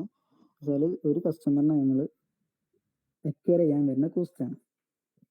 ഹലോ, ഒരു മാർക്കറ്റിംഗ് കാര്യങ്ങളൊക്കെ കഴിഞ്ഞിട്ട് ഒരാൾ കിട്ടാൻ എത്ര കോസ്റ്റ് ഉണ്ട്, എത്ര സ്പെൻഡ് ചെയ്തിട്ടാണ് എത്ര ആൾക്കാർ കിട്ടി, അപ്പൊ നമുക്ക് മനസ്സിലാവും ഒരാൾക്ക് എത്ര. നമ്മൾ 1000 രൂപ ചെലവാക്കി, 1000 രൂപ ചെലവാക്കിയിൽ എത്ര ആൾക്കാർ, 100 ആൾക്കാർ വന്നു. അപ്പൊ ഒന്നിനെന്തായി 10 റുപ്യ എന്താണ് കോസ്റ്റ് ആയിട്ട് വന്നു. ഹലോ, അതെ കേൾക്കുന്നുണ്ട്. പക്ഷെങ്കില് വേറൊരു കോമഡി എന്താന്ന് വെച്ചില്ലേ, നമ്മൾ ഈ ചെറിയ പൈസ ഒക്കെ ഇട്ട് നമ്മള് ചെറിയ ചെറിയ അഡ്വർടൈസിങ് കാര്യങ്ങളൊക്കെ ചെയ്യുന്നുണ്ട്. ഈ വലിയ വലിയ കോടികൾ ഇട്ട് ചെയ്യുന്ന ടീംസ് ഉണ്ടല്ലോ പല ഏരിയാസില്, അവരിട്ട് ചെയ്യുന്നത് വളരെ നിസ്സാരമായിട്ടുള്ള അക്വിസിഷൻ കോസ്റ്റേ വരുന്നുള്ളൂ എന്നുള്ളതാണ് വേറൊരു തമാശ. അത് അതൊരു ഗ്രാഫ് അങ്ങനെയാണ് എന്ന് കഴിഞ്ഞാല്, അത് ഈ ഡിജിറ്റലിന്റെ കാര്യത്തിൽ അങ്ങനെ തന്നെയാണ്. എന്നാല് പിന്നെ ഇത് കൂട്ടുന്നതിനനുസരിച്ച് എന്ത് ചെയ്യും, മറ്റുള്ള കാര്യങ്ങൾ കുറേ വരുള്ളൂ. പക്ഷെ അതിനൊരു അതെ അതെ ലിമിറ്റ് ഉണ്ട്, നമ്മളൊരു ലിമിറ്റിനനുസരിച്ചാണ് ആ കോഴ്സ് കുറച്ച് കഴിഞ്ഞാല് ഇതാക്കുക. അതുകൊണ്ടാണല്ലോ അത് മുമ്പ് സാധനം പറയുന്നത്. എക്സാമ്പിൾ ഇപ്പോൾ ലുലു പോലുള്ള മറ്റുള്ള ഹൈപ്പർ മാർക്കറ്റ് കാര്യങ്ങൾക്കൊക്കെ അവർ ബൾക്കായിട്ട് പർച്ചേസ് ചെയ്യുമ്പോൾ അവർക്ക് എന്ത് ചെയ്യുന്നുണ്ട്, കോസ്റ്റ് കുറയാണ് ചെയ്യുന്നത്. പക്ഷെ അവരെന്ത് അതെ ചെയ്യുന്നുണ്ട്, ആ ബൾക്കായിട്ട് അവിടെ കൊടുക്കുന്നുണ്ട് എന്നുള്ളതാണ് അവിടുത്തെ ഒരു അഡ്വാൻറ്റേജ്. അപ്പൊ ആ ഒരു പൈസ അവർക്ക് എന്ത് ചെയ്യണം, അവിടെ എടുക്കണം. പക്ഷെ അതെന്ത് ചെയ്യും, അതിനെ ഡബിൾ ആക്കിയിട്ട് അവർ ഉപയോഗിക്കാനുള്ള സ്ട്രാറ്റജീസ് ഉപയോഗിക്കുന്നു. അപ്പൊ അങ്ങനത്തെ ഒരു വലിയൊരു സ്ഥാപനത്തിന് എങ്ങനെ പെർസെന്റേജ് അഡ്വർടൈസ് കോസ്റ്റ് എങ്ങനെയാലും വരും. അപ്പൊ അതെന്ത് അതെ ഓട്ടോമാറ്റിക്കലി ഡൈവേർട്ട് അവിടെ അവിടെ പല ചാനൽസുകളുണ്ട്. ഏതൊക്കെ ചാനൽസ് അതെ വേണം, ഒന്ന് മാത്രമല്ലാതെ ഒന്നിൽ മാത്രം എത്തിക്കൊണ്ട് ചെയ്യാനില്ല, ഒന്ന് മാത്രം നോക്കിയിട്ട് സ്റ്റഡി ആയിട്ടുള്ള. അപ്പൊ പല രീതിയിൽ ഓഫ്ലൈനും പോകണം, ഡിജിറ്റൽ മാത്രമല്ല ഓഫ്ലൈനും ചെറിയ രീതിയിൽ പോകേണ്ടി വരും. പിന്നെ ഓഫറിന്റെ കാര്യങ്ങൾ വേണ്ടേ അവർക്ക്, ഓഫേഴ്സിന് അത് അതെ എന്ത് ചെയ്യണം, ഇതിന്റെ ഡീറ്റെയിൽ എത്തിക്കേണ്ടി വരും. നിങ്ങൾ പിന്നെ ഈ ഓഫേഴ്സും കാര്യങ്ങളൊക്കെ ലിസ്റ്റ് ചെയ്യുന്ന കുറെ ഓഫേഴ്സ് ഇൻ മീ എന്ന് പറഞ്ഞ ഒരു സൈറ്റ് ഉണ്ട്, കേട്ടിട്ടുണ്ടോ? ഒരു മലയാളിയാണ്, ഒന്ന് മലയാളികളുടെയാണ് അത്. യു എയിലൊക്കെയാണ്, മീൻസ് പുറത്താണ് അത് കൂടുതൽ വർക്ക് ചെയ്യുന്നത്. അവർ ഇത്ര ഒന്നുകൂടെ പറയൂ, ചെയ്യുന്നുള്ളൂ. കേട്ടില്ല. ആ ഓഫേഴ്സ് ഇൻ മീ, പേരൊന്നുകൂടെ പറയും. Offers office offers in me എന്ന് പറഞ്ഞാൽ അതെന്താ വെച്ച് കഴിഞ്ഞാല്, പിന്നെ അത് ഗൾഫിലാണ് കൂടുതൽ പ്രവർത്തിക്കുന്നത്. അവർ ഇത്രേ ഉള്ളൂ.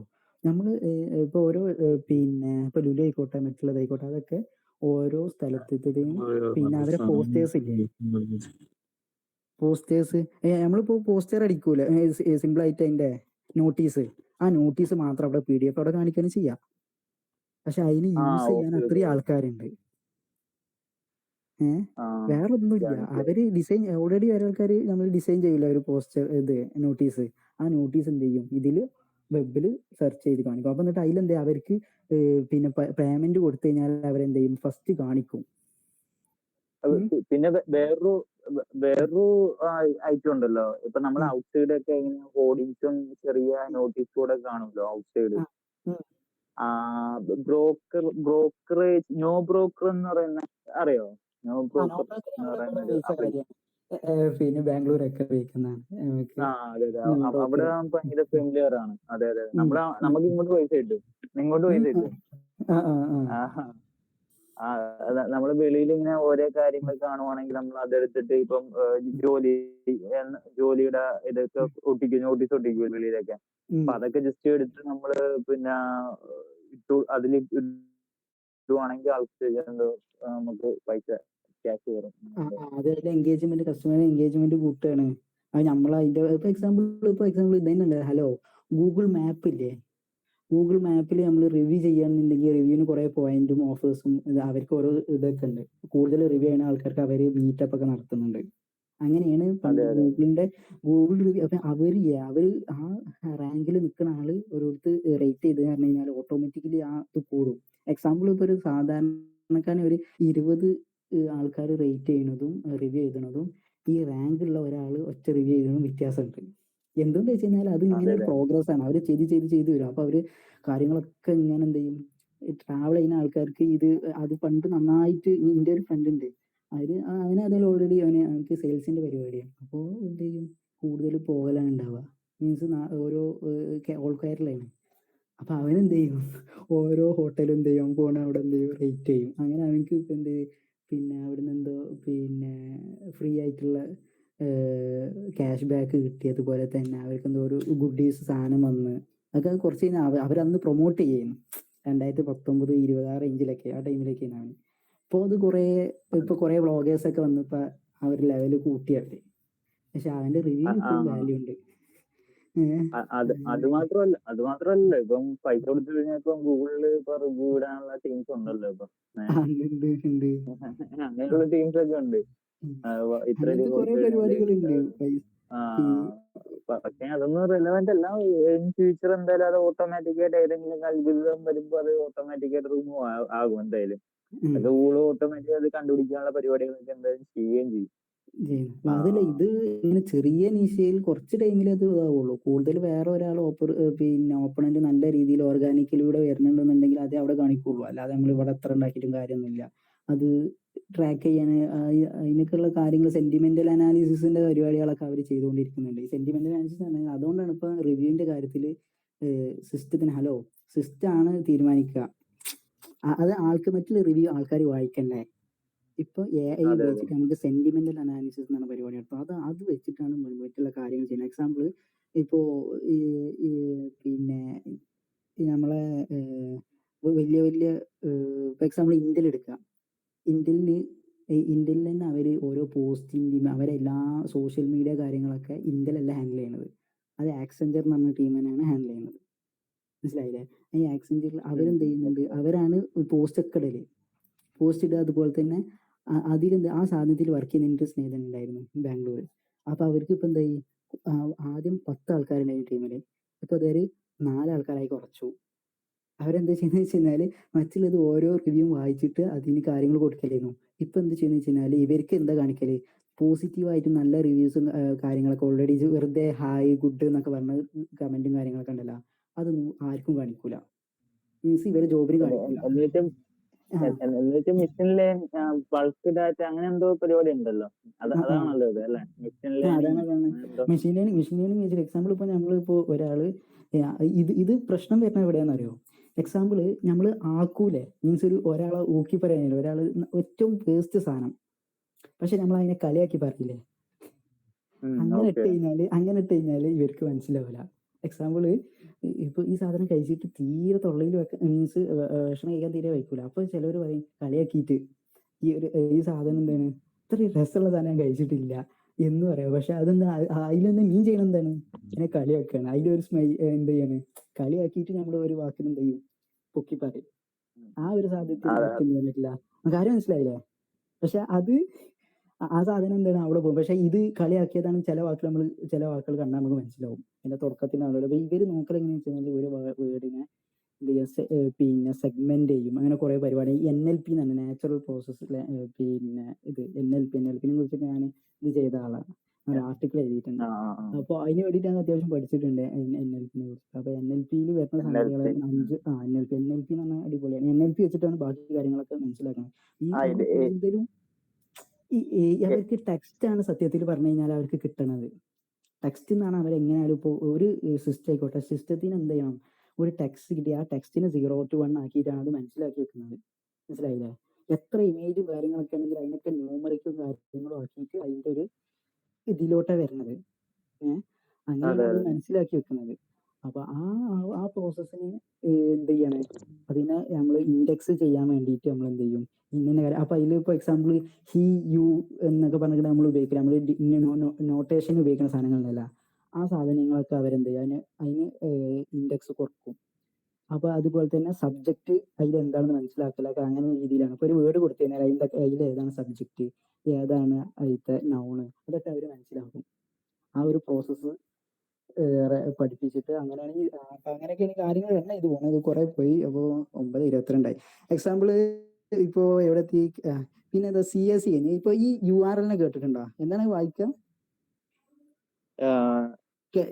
Canonical URL. ഇതൊരു ഡ്യൂപ്ലിക്കേറ്റ് ആയിട്ട് വരുന്ന സൈറ്റിനെ റെഫർ ചെയ്യുന്ന കാര്യമാണ്. എക്സാമ്പിൾ ഇപ്പോ നമ്മളൊരു വെബ്സൈറ്റിൽ അതിൽ പ്രത്യേകിച്ച് കാര്യങ്ങളൊന്നും ഇല്ല, അതിന്റെ അതേ ഡ്യൂപ്ലിയാണ് മീൻസ്.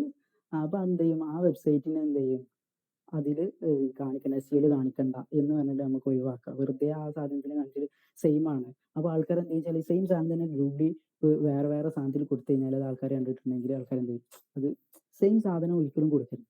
അതാണ് SEO ഒന്നാമത്തെ സാധനം. അത് ഉണ്ടെന്നുണ്ടെങ്കിൽ അതിന് റിപ്പീറ്റേഷൻ കൊടുത്തു കഴിഞ്ഞാൽ പിന്നെ അതുമല്ല, ഇപ്പൊ ക്രോൾ ചെയ്യുമ്പോ ഇപ്പൊ ഇതിന് കൺഫ്യൂഷൻ ആവുമല്ലോ. അതാണ് കൺഫ്യൂഷൻ ആവും. അങ്ങനെ ഒരു പ്രശ്നമുണ്ട്, ക്രോളിങ് കൺഫ്യൂഷൻ വരും. അപ്പൊ ഈ ക്രോളിങ് കൺഫ്യൂഷൻ വരുത്താൻ വേണ്ടി നമ്മൾ എന്ത് ചെയ്യും, സെയിം ആയിട്ട് വരുന്ന സാധനങ്ങൾ എന്ത് ചെയ്യും, ഓട്ടോമാറ്റിക്കലി അതിന്റെ ഇത് കൊടുക്കുന്നതാണ്. അങ്ങനെയാണെന്നാണ് എനിക്ക് മനസ്സിലായി. ആർക്കെങ്കിലും പറയാനുണ്ടെങ്കിൽ ഇതാക്കട്ടോ, ഞാൻ എൻ്റെ ഒരു അറിവാണ് പറഞ്ഞത്. ആർക്കെങ്കിലും തന്നെ ഡിബേറ്റ് ചെയ്യണമെങ്കിൽ ഡിബേറ്റ് ചെയ്യാം. ആർക്കെങ്കിലും എന്തെങ്കിലും പറയാനുണ്ടെങ്കിൽ പറയാം. ഡിബേറ്റ് ചെയ്യണല്ലോ. ആക്ച്വലി ഈ പറഞ്ഞ കാനോണിക്കൽ ടാഗ് എന്ന് വെച്ച് കഴിഞ്ഞാൽ നമ്മുടെ ഒറിജിനൽ ഏതോ ഏതാണെന്നുള്ള കാര്യം നമ്മൾ ജസ്റ്റ് മെൻഷൻ ആക്കി കൊടുക്കുന്നതാണ്. ഇപ്പൊ സപ്പോസ് നമ്മൾ ചില സൈറ്റിന്റെ ഉള്ളില് മേ ബി സ്ലാഷ് പിന്നെ നമ്മൾ ഹാഷ് ടാഗ് കാണാറുണ്ട്. ഇപ്പൊ സപ്പോസ് www.pravinjoni.com എന്ന് പറയുന്ന എന്റെ വെബ്സൈറ്റ് .com സ്ലാഷ് അടിക്കുമ്പോഴും സെയിം കണ്ടന്റ് തന്നെ കാണുന്നത്. മനസ്സിലായോ? അപ്പൊ ഓട്ടോമാറ്റിക്കലി ഇതിൽ ഏതാണ് ഒറിജിനൽ എന്നുള്ളതും സെർച്ച് എഞ്ചിനും മനസ്സിലാവത്തില്ല. ഞാൻ ഉദ്ദേശിച്ച കൺസെപ്റ്റ് ഉണ്ട്. അതായത് ഇപ്പോ എന്റെ പ്രവീൺ ആണ്, ഞാൻ പറയാം www.pravinjoni.com എന്ന് പറഞ്ഞാൽ നമ്മൾ കണ്ടന്റ് കാണിക്കുന്നുണ്ട്. സെയിം തന്നെ ഇപ്പൊ .com സ്ലാഷ് ഹാഷ് കൊടുത്തു കഴിഞ്ഞാൽ സെയിം കണ്ടന്റ് തന്നെ വരുന്നുണ്ട്. അപ്പൊ ഓട്ടോമാറ്റിക്കലി സെർച്ച് എഞ്ചിൻ ഡൗട്ട് ഇതിൽ ഏതാണ് ഒറിജിനൽ കണ്ടന്റ്, കാരണം അതില് അതിന് അപ്പൊ അതിനാണ് നമ്മളിത് കൊടുക്കുന്നത്. ഇപ്പൊ അടുത്ത എക്സാമ്പിൾ ആണെങ്കിൽ നമ്മളിപ്പോ ചില ഷോപ്പിഫൈ സൈറ്റിലൊക്കെ വർക്ക് ചെയ്യുന്ന സമയത്ത് ഇപ്പൊ ഈവൻ നമുക്ക് ഡയറക്റ്റ് ആയിട്ട് പ്രൊഡക്റ്റ് ചെല്ലാൻ പറ്റും. അതേപോലെ തന്നെ നമ്മൾ പ്രൊഡക്ട്സിന്റെ ഉള്ളിൽ ചെന്ന് കാറ്റഗറീസിന്റെ ഉള്ളിൽ പോയി അപ്പൊ URL കുറെ ചേഞ്ചസ് വരും. അപ്പൊ ഇത് ഏതാണ് ഇതിന്റെ ഒറിജിനൽ കണ്ടന്റ് എന്ന് നമ്മൾ ജസ്റ്റ് നമ്മുടെ സെർച്ച് എഞ്ചിനോട് പറയുന്ന ആ ഒരു ടാഗിനെയാണ് നമ്മൾ പറഞ്ഞ കാറ്റഗറിക്കൽ ടാഗ്സ് എന്ന് പറയുന്നത്.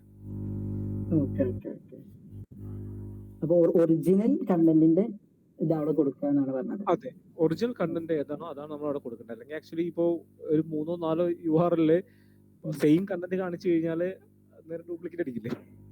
എക്സാമ്പിൾ ഇപ്പൊ ഞാൻ പറയുകയാണെന്നുണ്ടെങ്കിൽ ഇപ്പോ നമ്മളിപ്പോ ആമസോൺ തന്നെ ആയിക്കോട്ടെ, ആമസോണിന് ഞാൻ എന്ത് ചെയ്യാണ്, ആപ്പിൾ വാച്ച് ആണ് എടുക്കുന്നത്. അപ്പൊ ഞാനത് ഈ സാധനത്തിന് 3 രീതിയിൽ നമുക്ക് എത്തിക്കാം. ആമസോണിൽ നമ്മൾ സെർച്ച് ചെയ്തിട്ട് അതിലൂടെ എത്താം, അല്ലെങ്കിൽ കാറ്റഗറിയിൽ നിന്ന് ആപ്പിളിൽ നിന്ന് ചൂസ് ചെയ്തിട്ട് പിന്നെ എന്ത് ചെയ്ത് വാച്ചിനെ സെലക്ട് ചെയ്യാം, പിന്നെ ബ്രാൻഡിലൂടെ ആപ്പിൾ വന്നിട്ട് പിന്നെ വാച്ചിനെ സെലക്ട് ചെയ്യാം.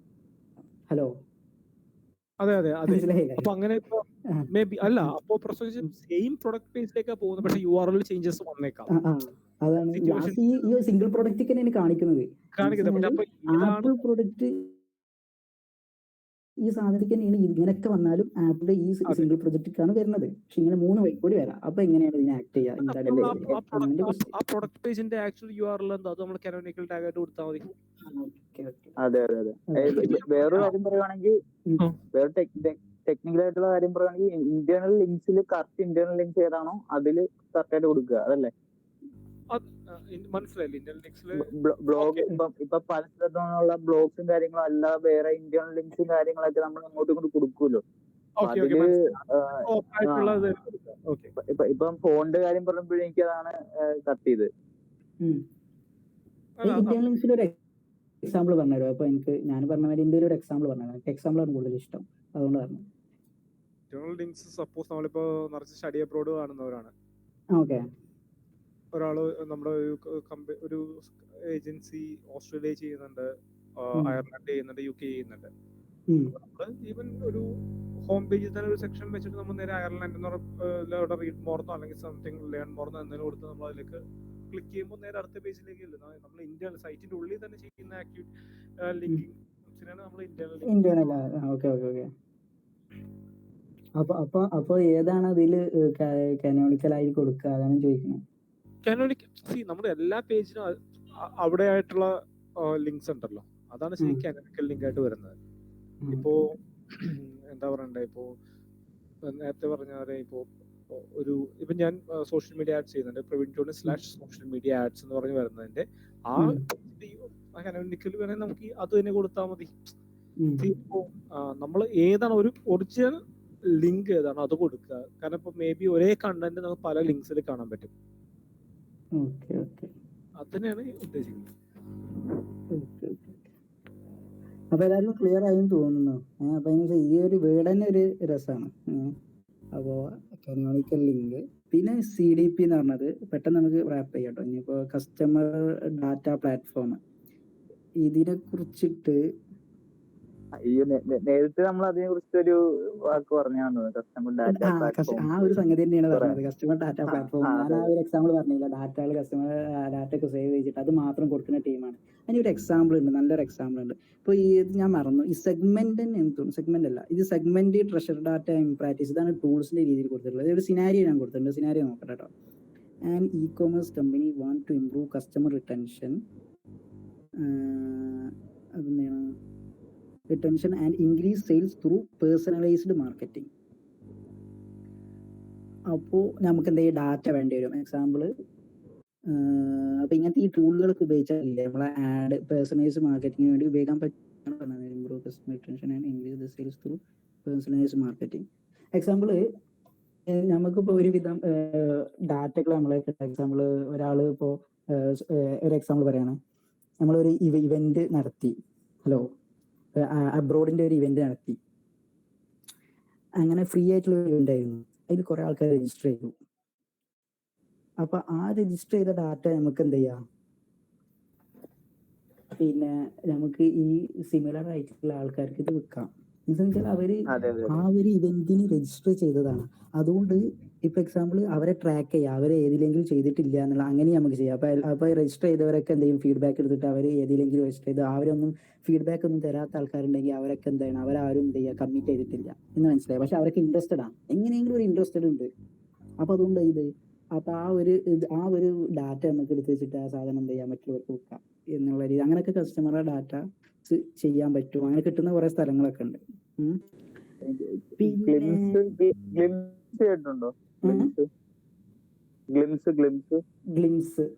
ഗ്ലിംസ് ഇല്ല. അത് ഫോർകാസ്റ്റിംഗ് ആഡ്സ് ആണ്.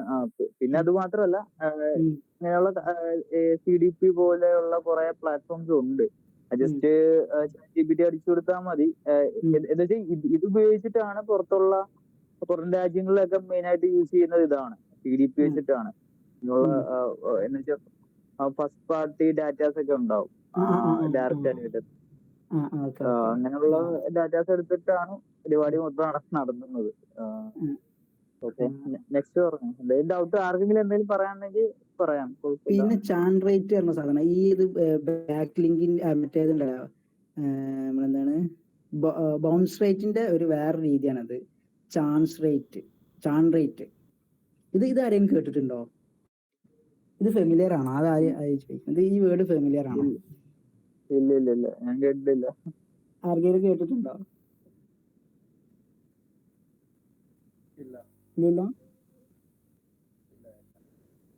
Rate at which customer stop doing business with a company. അതാണ് സംഗതി. നിർത്തിയിട്ട് പോവുക കസ്റ്റമറിനെ. ചില കേസിൽ എന്ത് ചെയ്യും, പിന്നെ നമ്മളൊരു കസ്റ്റമർ തന്നെ കുറച്ച് കഴിഞ്ഞ ടൈമിൽ എന്ത് ചെയ്യും, അത് അവര് സ്റ്റോപ്പ് ചെയ്ത് പോകുന്ന റേറ്റ് ആളുണ്ടാവും. അത് മെയിൻലി വരില്ല എപ്പോഴാണെന്നറിയോ? ഞാനൊരു എക്സാമ്പിൾ, അപ്പൊ ഇതിൽ തന്നെ ഒരു എക്സാമ്പിൾ കൊടുത്തിട്ടുണ്ട്. Which measure the percentage customer who can not subscribe over the given period. നമ്മൾ ഫ്രീ ആയിട്ട് ഒരു സാധനം കൊടുത്ത്, ഹലോ, ഒരു മാസത്തേക്ക് ഫ്രീ ആയി കൊടുത്തു. അതിനുശേഷം ആരും പ്രീമിയം എന്ത് ചെയ്യുന്നില്ല, ഫ്രീ ആയിട്ട് കൊടുക്കുമ്പോൾ ഫ്രീ പീരീഡ് എല്ലാവരും ഉപയോഗിക്കുന്നുണ്ട്. പക്ഷെ അത് എന്ത് ചെയ്യണില്ല. അപ്പൊ എക്സാമ്പിൾ ഒരാൾ ജോയിൻ ചെയ്ത് ഒരു മാസം ഫ്രീ പീരീഡ്, അത് കഴിഞ്ഞ ശേഷം കൺവേർട്ട് ആവണമെന്നാണ്. പക്ഷെ കൺവേർട്ട് ആവണില്ല. അപ്പൊ ആ രീതിയിൽ ആ ഒരു കൺസെപ്റ്റിലാണ് വരുന്നത്. ഇത് service notice and increase Chan rate especially for A free trial period ഉണ്ട്. ഈ ബേസിക്കലി ഫ്രീ ട്രയൽ പീരീഡ് എന്ത് അതിന് മുന്നേ ആൾക്കാർ ബൈ ചെയ്യാനോ അല്ലെങ്കിൽ ആ ടൈമിൽ മേടിക്കണം. അപ്പൊ ആ ഒരു ടൈം നമുക്കൊരു ഇത് അറിയാം. അപ്പൊ ആ ഒരു ടൈം അറിയണതിന് മുന്നേ അപ്പൊ ഈ ചാൻ റേറ്റ് നമുക്ക് ഒരുവിധം മീൻസ് അവിടെ നമുക്ക് കാൽക്കുലേറ്റഡ് ആണ്. ഒരാൾ ഫോർ എക്സാമ്പിൾ ഇപ്പോൾ ഇന്ന് ബുക്ക് ചെയ്തു, ഒരു 7 ദിവസമാണ് ട്രയൽ പീരീഡ് എന്ന് വിചാരിച്ചോളൂ. അപ്പോൾ 3-ാമത്തെ ദിവസം മുതൽക്ക് നമുക്ക് എന്ത് ചെയ്യാം, അവരെ കൂടുതൽ എൻഗേജ് ചെയ്യിപ്പിക്കലും അതിനെ കുറിച്ചിട്ട് കൂടുതൽ ഉപയോഗിപ്പിക്കുക, അതിനോട് ഇൻട്രസ്റ്റ് വരുത്തിപ്പിക്കാനൊക്കെ നമ്മൾ കോൾഡ് മെയിൽസ് അങ്ങനെയൊക്കെ അവരുടെ ഇൻട്രാക്ഷൻസ് കൂട്ടിയിട്ട് അവരെ ആ ഒരു പിന്നെ അവരോട് കൂടുതൽ കാര്യങ്ങൾ സംസാരിക്കുക, അവരെയൊക്കെ കൂടുതൽ ഡാറ്റ എടുക്കാനും അവരുടെ ഇൻട്രസ്റ്റ് നമ്മൾ എങ്ങോട്ടാണെന്ന് മനസ്സിലാക്കുക. എന്നിട്ട് കൂടുതൽ ചിലപ്പോൾ എക്സാമ്പിൾ ഇപ്പോൾ 7 ദിവസം ഉപയോഗിച്ചില്ല, അതിനെ അവര് കൂടുതൽ ഉപയോഗിക്കുന്ന കണ്ടിട്ടുണ്ടെങ്കിൽ ഒരാഴ്ചയും കൂടി ഫ്രീ ആയിട്ട് കൊടുക്കുക. ഹലോ, കേൾക്കുന്നുണ്ട്. ഒരാഴ്ചയും കൂടി ഇത് ഇവര് സാസ്കാർ ഉപയോഗിക്കുന്ന സാധനമാണ് മെയിൻലി. സാസ്കാർ ഉപയോഗിക്കുന്ന മെയിൻ സാധനമാണ് ഇത്. എന്ന് വെച്ചാൽ ഇത് അവർക്ക് എന്ത് ചെയ്യും, ഇത് പ്രീമിയം വരുന്നതിന് മുന്നേ അവർക്ക് കുറെ കസ്റ്റമർ ബേസ് കിട്ടണം. പക്ഷെ കുറച്ച് ആൾക്കാർ അപ്പൊ അവരെന്ത് ചെയ്യും, കുറച്ച് ആൾക്കാർ എന്ത് ചെയ്യും, പിന്നെ വൺ ടൈം കാര്യങ്ങളൊക്കെ കൊടുത്തിട്ട് അതിനെന്ത് ചെയ്യും. അപ്പൊ ഇവര് ഈ ചാനൽ റേറ്റ് കൊടുത്ത് ഇവർക്ക് സംസാരിക്കാൻ ഞാൻ കുറെ കണ്ടിട്ടുണ്ട്. അതുകൊണ്ട് ഞാൻ പറഞ്ഞത്. അല്ല, ഞാനൊരു ഡൗട്ട് ചോദിച്ചോട്ടെ. ഇപ്പം ഒരു സാസ് പ്രോഡക്റ്റ് ഇപ്പം സോഫ്റ്റ്വെയർ ഇറക്കി, അത് പബ്ലിക്കിലോട്ട് ഇറക്കിയപ്പോ ആദ്യം ഇനീഷ്യലായിട്ട് വരുന്നവർക്ക് ലൈഫ് ടൈം ആക്സസ് അങ്ങനെ ഒരു ഓപ്ഷൻ കൊടുത്തിട്ടായിരിക്കും അല്ലെ?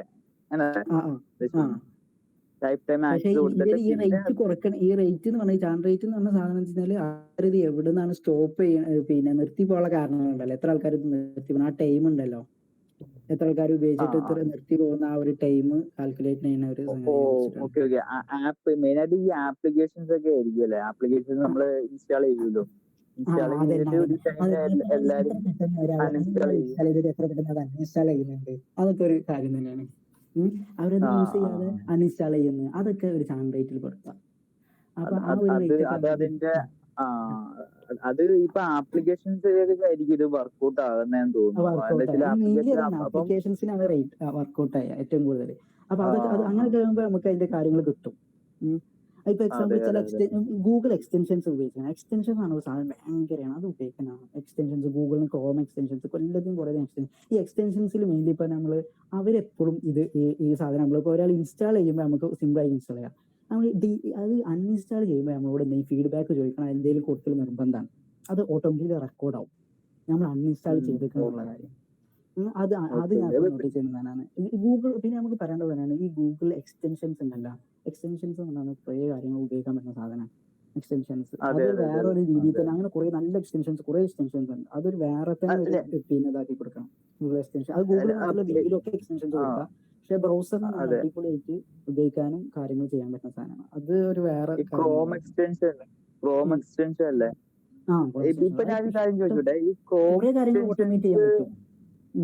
അതെ ക്രോം എക്സ്റ്റൻഷൻസ് പ്രീമിയം ആയിട്ട് ഉണ്ടായിരിക്കും അല്ലെ? പ്രീമിയം ആയിട്ടുള്ള ഫ്രീ ഉണ്ട്, പ്രീമിയം ഉണ്ട്, അങ്ങനെ കാര്യങ്ങളൊക്കെ ഉണ്ട്. ഇപ്പൊ ലൂം എന്ന് പറഞ്ഞിട്ടുണ്ട്. ഇപ്പൊ നമ്മള് അതിലൊക്കെ ഉപയോഗിക്കുന്ന സാധനമാണ് ലൂം. എന്തെങ്കിലും വീഡിയോ റെക്കോർഡിംഗ് ഉപയോഗിക്കുന്ന സാധനമാണ്. അപ്പൊ അതിന് അപ്പോൾ ഞാൻ ഈ ലൂമിനെ കിട്ടാൻ വേണ്ടി കുറെ കാര്യങ്ങൾ, ലൂം അല്ലാതെ വേറെ ഫ്രീ ആയിട്ട് ഞാൻ ഇതേമാതിരി ഡെവലപ്പ് ഒക്കെ ചെയ്യുമ്പോൾ നമുക്ക് കസ്റ്റമറിന് എന്ത് ചെയ്യണം, സാധനം കാണിച്ചു കൊടുക്കും, റിവ്യൂ കാണിച്ചു കൊടുക്കേണ്ടി വരും. കോഡ് റെഡി ആയിട്ടുണ്ടാവില്ല, മീൻസ് ലോക്കൽ ഹോസ്റ്റിലേക്കാണ് റൺ ചെയ്യുക, പോസ്റ്റിംഗ് ഒക്കെ ഇട്ടിട്ടുണ്ടാവില്ല.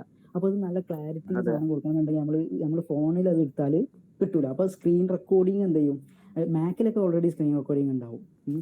അപ്പോൾ നമ്മൾ വിൻഡോസിൽ ഉപയോഗിക്കുകയാണെന്നുണ്ടെങ്കിൽ എന്ത് ചെയ്യും, ഇങ്ങനത്തെ എക്സ്റ്റൻഷൻസ് ഉപയോഗിക്കുകയാണ് ചെയ്യല്.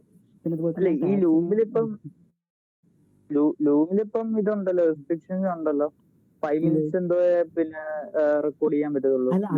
ഞാൻ ലൂമിലല്ല ഉപയോഗിക്കുന്നത്, ഞാൻ വേറെ സാധനമാണ് ഉപയോഗിക്കുന്നത്. ലൂമിലൊക്കെ ഞാൻ എത്തിയെന്ന് ലൂമൊക്കെ ഒരു എക്സാമ്പിൾ പറഞ്ഞതാണ്. ലൂം എന്താ വെച്ചാൽ ഏറ്റവും കൂടുതൽ ആൾക്കാർ സാസ് പ്രൊജക്ട് കാണിക്കാൻ വേണ്ടി ഉപയോഗിക്കുന്ന സാധനമാണ്. അതിൽ കുറെ റെക്കോർഡിങ്, അതിന്റെ ഒപ്പം അതുപോലെ തന്നെ കുറെ സാധനങ്ങൾ ചെയ്യാനൊക്കെ പറ്റും. അതിൽ കുറെ കാര്യങ്ങൾ അഡീഷണൽ ആയിട്ട് ചെയ്യാൻ പറ്റും. എഡിറ്റിങ്, അതിന്റെ ഒപ്പം തന്നെ എഡിറ്റിങ് കാര്യങ്ങൾ. ഫ്രീ പ്ലാറ്റ്ഫോം അല്ല, ഫ്രീ പ്ലാറ്റ്ഫോം ആദ്യം ഫ്രീ ഒക്കെ ആയിരുന്നു.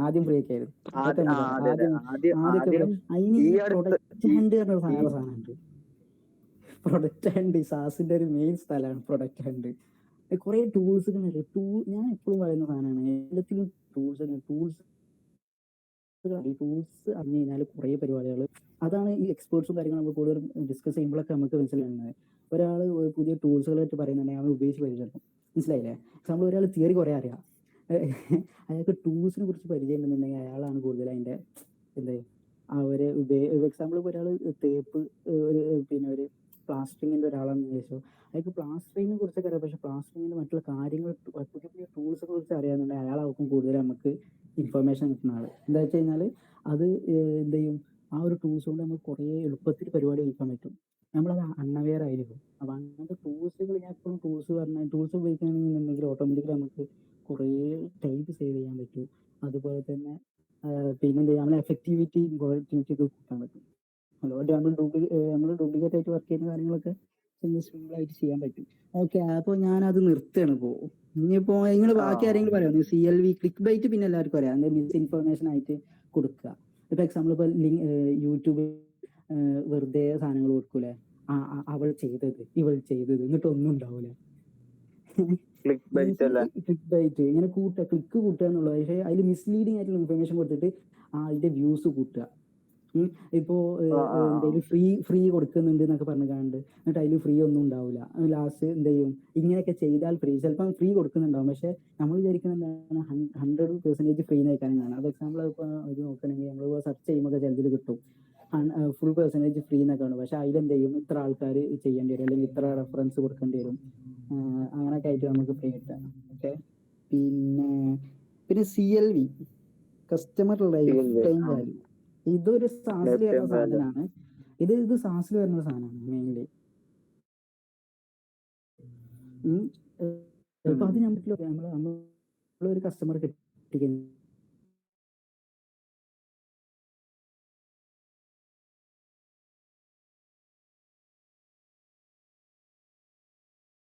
ആ കസ്റ്റമർ വരെ നമുക്ക് ഒരു കസ്റ്റമർ എനിക്ക് ഒരാൾ വന്നു, അയാൾക്ക് മാസം 5,000 തരുന്നത്. ഇപ്പൊ ഇത്ര എങ്ങനെ പോകുന്നത്. അപ്പൊ ഞാനത് എന്ത് ചെയ്യാണ്, പിന്നെ അയാൾ 10 വർഷത്തേക്ക് അയാളുണ്ടെങ്കിൽ ഇത്ര പിന്നെ ഓരോ വർഷം ഇത്ര ഇൻക്രിമെന്റും, അങ്ങനെയാണെങ്കിൽ ഇത്ര ടോട്ടൽ ഇത്ര ഇൻകം കിട്ടും. പ്രൊജക്ഷൻ ഈ ഒരു ഷോക്കേസിങ് വേറെയാണ്. അത്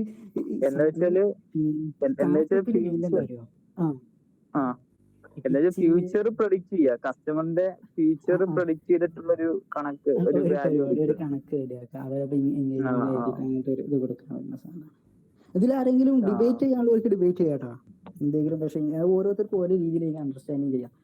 അപ്പോ ഡിബേറ്റ് ചെയ്യണമെങ്കിൽ ഡിബേറ്റ് ചെയ്യാം എല്ലാവർക്കും. ഈ ഡിബേറ്റ് ചെയ്യാനുള്ള പ്രശ്നം എന്താന്ന് വെച്ചാലേ, ഓരോ കണ്ടന്റ് ഇത് സത്യം പറഞ്ഞ ഓരോ വിഷയമായിട്ട് എടുത്ത് ചെയ്യേണ്ട കാര്യങ്ങൾ ഇതെല്ലാ ഐറ്റംസും. എക്സ്റ്റൻഷൻസ് വേറെ തന്നെ അപ്പോഴേ മറ്റുള്ളവർക്കും സംസാരിക്കാൻ പറ്റുള്ളൂ. ടൂൾസ് എത്രത്തോളം ചെയ്യണം, കാര്യങ്ങൾ നമ്മൾ എപ്പോഴും ചെയ്യണം. അത് അപ്പൊ നമ്മൾ കുറെ കാര്യങ്ങൾ മനസ്സിലാവും ടൂൾസിനെ കുറിച്ച് മനസ്സിലാവും. അതാണ് ടൂൾസ് തന്നെ വേറെ തന്നെ, അത് എപ്പോഴും അപ്ഡേറ്റ് ചെയ്യുന്നത് വരും. ഇപ്പൊ ഒരു ChatGPT തന്നെ ഒരു ടൂളായിട്ട് എല്ലാത്തിനും ഉപയോഗിക്കാം. പക്ഷെ അത് എങ്ങനെയൊക്കെ ഉപയോഗിക്കാൻ പറ്റുന്ന അറിയില്ല. ഞാൻ എക്സാമ്പിൾ സിനാരിയോ പറഞ്ഞുതരാം. എന്റെ റൂമിൽ ഒരാൾക്ക് എന്തായി, പിന്നെ ഡെങ്കി വന്നു. ഇന്റെ ഒപ്പമുള്ള ആൾ എന്ത് ചെയ്തു, അവര് ഹോസ്പിറ്റലിൽ കൊണ്ടുപോയി. പിന്നെ അവിടെ 4,000 റുപ്യൊക്കെയാണ് ബാങ്ക്. ഒരു ഹോസ്പിറ്റലിൽ പോയി കഴിഞ്ഞാൽ ആദ്യം ചോദിക്കല് എന്താണ്, ഒരൊട്ടും എനിക്ക് നല്ല അനുഭവം ഉണ്ട്. അവരോട് ചോദിച്ചപ്പോ എംപ്ലോയി ആണ്, ഇവിടെ IT ആണെന്ന് ചോദിച്ചു. IT ആണെന്ന് പറഞ്ഞു. ആളെന്താണ് സർവീസാണ് ചെയ്യുന്നത്, IT സർവീസ്, ചെറിയ വലിയ ഇതുള്ള ജോബല്ല, ഡെസ്ക്ടോപ്പ് സപ്പോർട്ട് ചെയ്യുന്നത്. 2,500 ബില്ല്. അന്ന് ഞാൻ മനസ്സിലാക്കി സ്റ്റുഡന്റ് ആയിട്ട് പോയി അവർക്ക് എന്ത് ചെയ്യും റേറ്റ് അതൊക്കെ അങ്ങനെയൊക്കെയാണ്. അപ്പോൾ ആ ഒരു ടൈമിൽ ഞാൻ എന്ത് ചെയ്തെന്ന് വെച്ചാൽ GPT ചോദിച്ചു ഡെങ്കി വന്നാൽ എന്തൊക്കെയാണ്. അപ്പോൾ അവർ പറഞ്ഞു പ്ലാസ്മന കുറവാണ്, വെള്ളത്തിന് കൂടുതൽ പ്രശ്നം വരുന്നത്. അതുകൊണ്ട് വെള്ളം കൂടുതൽ കുടിച്ച് ഡീഹൈഡ്രേറ്റിംഗ് ആണ് പ്രശ്നം.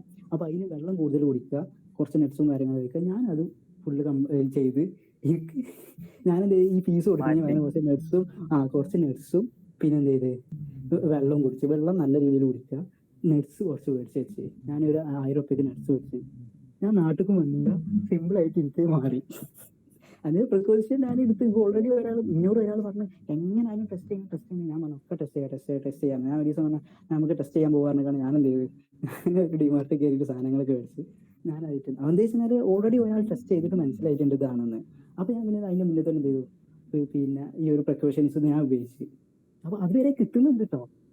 എന്താണ് അതിന്റെ റെമഡീസ്, എന്താണ് അതിന്റെ കാര്യങ്ങൾ, എന്താണ് നമ്മൾ പറഞ്ഞ് അതിന് ടൈപ്പ് ചെയ്ത് കൊടുത്താൽ അത് പറയും. ലാസ്റ്റ് ഇങ്ങനെ പറയും നിങ്ങൾ ഒരു ഡോക്ടറെ കാണിക്കണം. പക്ഷെ അതിന്റെ കൃത്യ കാര്യം പറയും ഇത് ഒന്ന് കിട്ടിയെന്നൊക്കെ ഉള്ളത്. പിന്നെ അത് മതി ഇപ്പൊ നമുക്ക്. ലോകത്തുള്ള ലക്ഷം ഡോക്ടർമാരുടെ ഇൻഫർമേഷൻസ് ആണല്ലോ ഈ GPT ഉള്ളത്. അതെല്ലാം കൂടെ കാൽക്കുലേറ്റ് ചെയ്തിട്ടാണല്ലോ ഈ പറയുന്നത്. പിന്നെ CMS കണ്ടന്റ് മാനേജ്മെന്റ് സിസ്റ്റം. ഇത് software creating managing digital content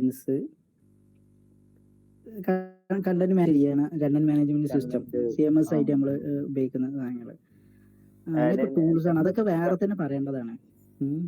content management നമുക്ക് ഇതെല്ലാം ഓരോ വെബിനാർ യൂസ് ചെയ്യാവുന്ന ഓരോ ഇതാണ്.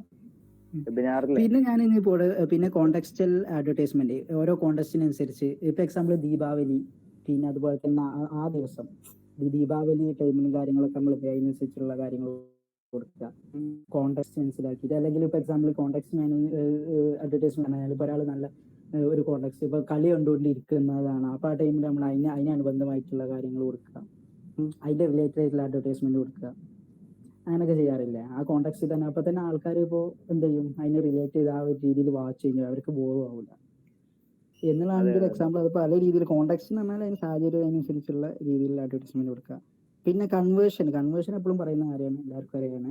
ഒരു സാധനത്തിന്റെ ലീഡിനെ എന്ത് ചെയ്യുക, സെയിൽസ് ആക്കിയിട്ട് മാറുന്ന ആ ഒരു പരിപാടിയാണ്. അതാണ് കൺവേർഷൻ ആണ് എല്ലാവരും പറയല്. കൺവേർഷൻ റേറ്റ് ഒപ്റ്റിമൈസേഷൻ, അത് ഒപ്റ്റിമൈസേഷൻ ചെയ്യാൻ നോക്കുക. പിന്നെ CPA, കോസ്റ്റ് പെർ അക്വസിഷൻ. പിന്നെ CPC, cost per click. CPL, cost per lead. Cost per mile, CPM. ഇതൊക്കെ എല്ലാവർക്കും അറിയോ? ഇതിൽ ഏതൊക്കെ പുതിയത് അതൊന്ന് പറഞ്ഞാണ്. ഇത് എല്ലാവർക്കും ഫെമിലിയർ ആണോ? അതോ cost per mile, cost per 1000 ഇംപ്രഷന്. അത് വലിയ ടീം ചെയ്യുമ്പോ, വലിയൊരു ചെയ്യുമ്പോഴേ അങ്ങനെയൊക്കെ ചെയ്യാം.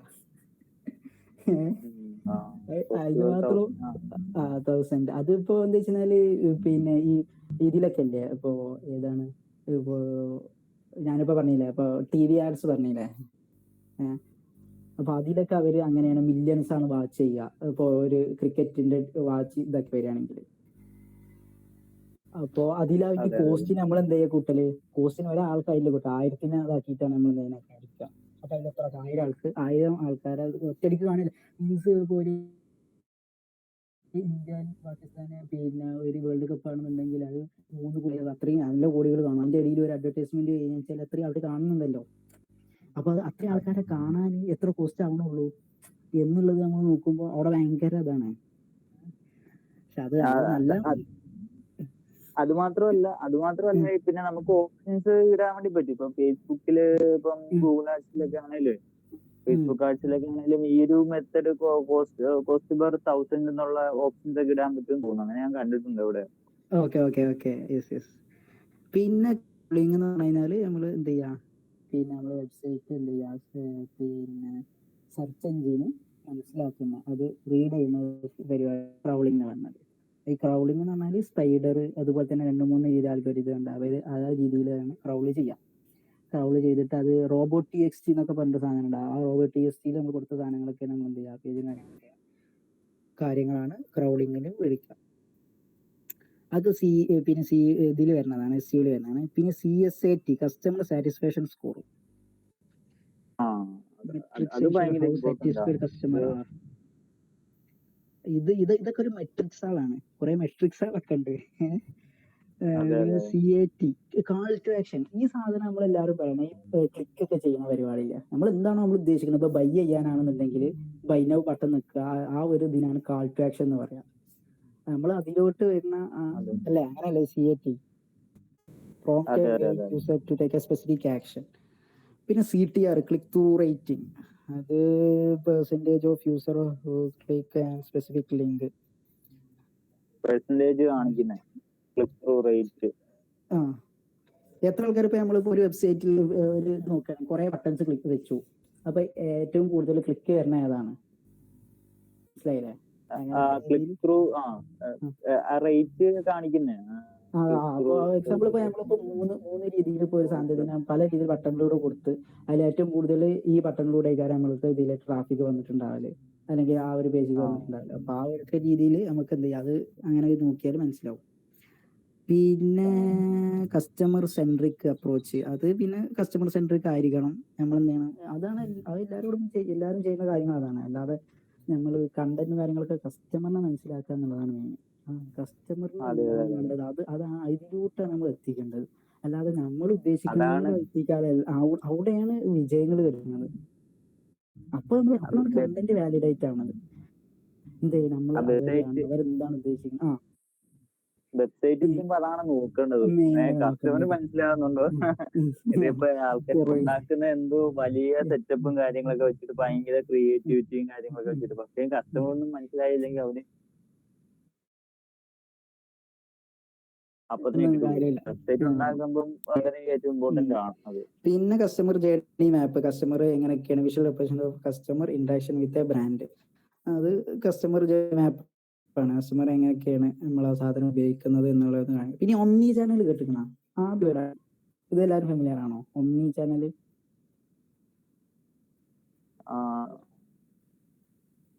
ഇത് അത്ര ഒന്നും, ഈ ഒമ്നി ചാനൽ എന്ന് പറഞ്ഞാൽ സിമ്പിൾ ആണ്. എല്ലാ രീതിയിലും ഇപ്പൊ ഡിജിറ്റലി അതുപോലെ തന്നെ ഓഫ്ലൈന് പിന്നെ എല്ലാ മെത്തേഡ്സും എല്ലാ മാർക്കറ്റിംഗ് ചാനൽസും ഉപയോഗിക്കുക. അതാണ് ഒമ്നി ചാനൽ എന്ന് പറഞ്ഞാൽ. ഇപ്പൊ ഓൺലൈൻ സ്റ്റോർ ഉണ്ട് ഒരാൾക്ക്, ഈ ഓൺലൈൻ സ്റ്റോർ ഉള്ള ആൾ ഒമ്നി ചാനൽ ആയാലും വെച്ചാൽ ഓൺലൈൻ സ്റ്റോർ ഇതായിട്ട് അയാൾ ഓഫ്ലൈനും തുടങ്ങി. അതുപോലെ തന്നെ അങ്ങനത്തെ രീതിയിലുള്ള സാധനങ്ങൾ തുടങ്ങുമ്പോഴാണ് ഈ ഒമ്നി ചാനൽ എന്ന് പറയുന്നത്. ഈ വേർഡ് നമ്മൾ പലർക്കും കേട്ടിട്ടുണ്ടാവും. അല്ല ഒന്നും കൂടെ പറഞ്ഞ അത് ക്ലിയർ ആയില്ല. ഇപ്പം offline market online market handle ചെയ്യുന്ന ഒരാൾക്ക് എങ്ങനെ ഇത് യൂസ്ഫുൾ ആവുക? അങ്ങനല്ല, ഒരാൾ ഓൺലൈൻ മാർക്കറ്റ് തുടങ്ങി. ഓക്കെ. ഹലോ, ഒരാൾ ഓൺലൈൻ മാർക്കറ്റ് തുടങ്ങി. അയാൾ അത് പതിയെ പതിയെ എന്തായി ഒരു ഓഫ്ലൈൻ മാർക്കറ്റും കൂടി തുടങ്ങി. ഓക്കെ, മനസ്സിലായില്ലേ? അത് അപ്പൊ അങ്ങനെ ഡിഫറെന്റ് ആണ്. എക്സാമ്പിൾ എന്ന് വെച്ചാല് അപ്പൊ അങ്ങനെ തുടങ്ങുമ്പോ അങ്ങനെ നമ്മളത് ഓരോ ചാനൽസ് മാറ്റുക. ഡിജിറ്റല് മാത്രമല്ല, അതിന്റെ പ്രസൻസ് പല ചാനലിലൂടെ ആക്കുക. മെയിൻലി ഓൺലൈൻ ഓഫ്ലൈൻ എന്നുള്ള രീതിയിലോട്ട്, പിന്നെ അതുപോലെ തന്നെ അത് അബ്രോഡ്ക്ക് ഉള്ള രീതിയിലേക്ക് മാറ്റുക, എക്സ്പോർട്ട് ആക്കി മാറ്റുക. അങ്ങനെയൊക്കെ വരുന്ന പല രീതിയിൽ ഒരു സാധനം തന്നെ എന്ത് ചെയ്യുക, നമ്മൾ ഓൺലൈൻ കൊടുക്കുന്നുണ്ട്, ഓഫ്ലൈൻ കൊടുക്കുന്നുണ്ട്, അതിന് എക്സ്പോർട്ട് കൊടുക്കുന്നുണ്ട്. അങ്ങനെയൊക്കെ പല രീതിയിൽ അതിനെന്ത് ചെയ്യാം. അപ്പൊ അങ്ങനെ എല്ലാത്തിലും കൂടി വരുമ്പോഴാണ് ഒമ്നി ചാനൽ എന്ന് പറയുന്നത്. സാധാരണ നമ്മൾ കുറെ കേട്ടിട്ടുള്ളതാണ്. അപ്പോൾ അതൊരു സംഗതി fashion retailer want to create a senior shopping experience across it online store, mobile app and physical store. അതന്നെ മൊബൈലിനും ഫിസിക്കൽ സ്റ്റോർ ഒക്കെ കൊടുത്തിട്ട് എന്ത് ചെയ്യണം അവര് അതിന്റെ ചാനൽസ് മാറ്റി. അവര് ഈ മൊബൈൽ വേറെ തന്നെ ഒരു മെത്തേഡാണ്, മൊബൈൽ ആപ്സിലൂടെ ചെയ്യുന്നത് വേറെയാണ്.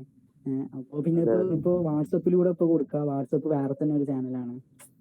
ഡിജിറ്റൽ എന്നുള്ള രീതിയിൽ വാട്സപ്പ് അപ്പൊ അങ്ങനെയൊക്കെ ആകുമ്പോഴാണ് നമുക്ക് എന്ത് അത് കൊടുക്കാൻ പറ്റും. പിന്നെ ഫണൽ, ഈ ഫണലിനെ കുറിച്ച് അറിയോ? ആരും മൊബൈലായതുകൊണ്ട് എല്ലാരും പോയിക്കണോ? എത്ര ആൾക്കാരുണ്ട് ഇതില്? ഇതിപ്പോ 4 പേര് 5 പേരുണ്ടോ പറഞ്ഞു. അല്ല ബ്രോ, ഞാൻ ഫീൽ ചെയ്യുന്നത്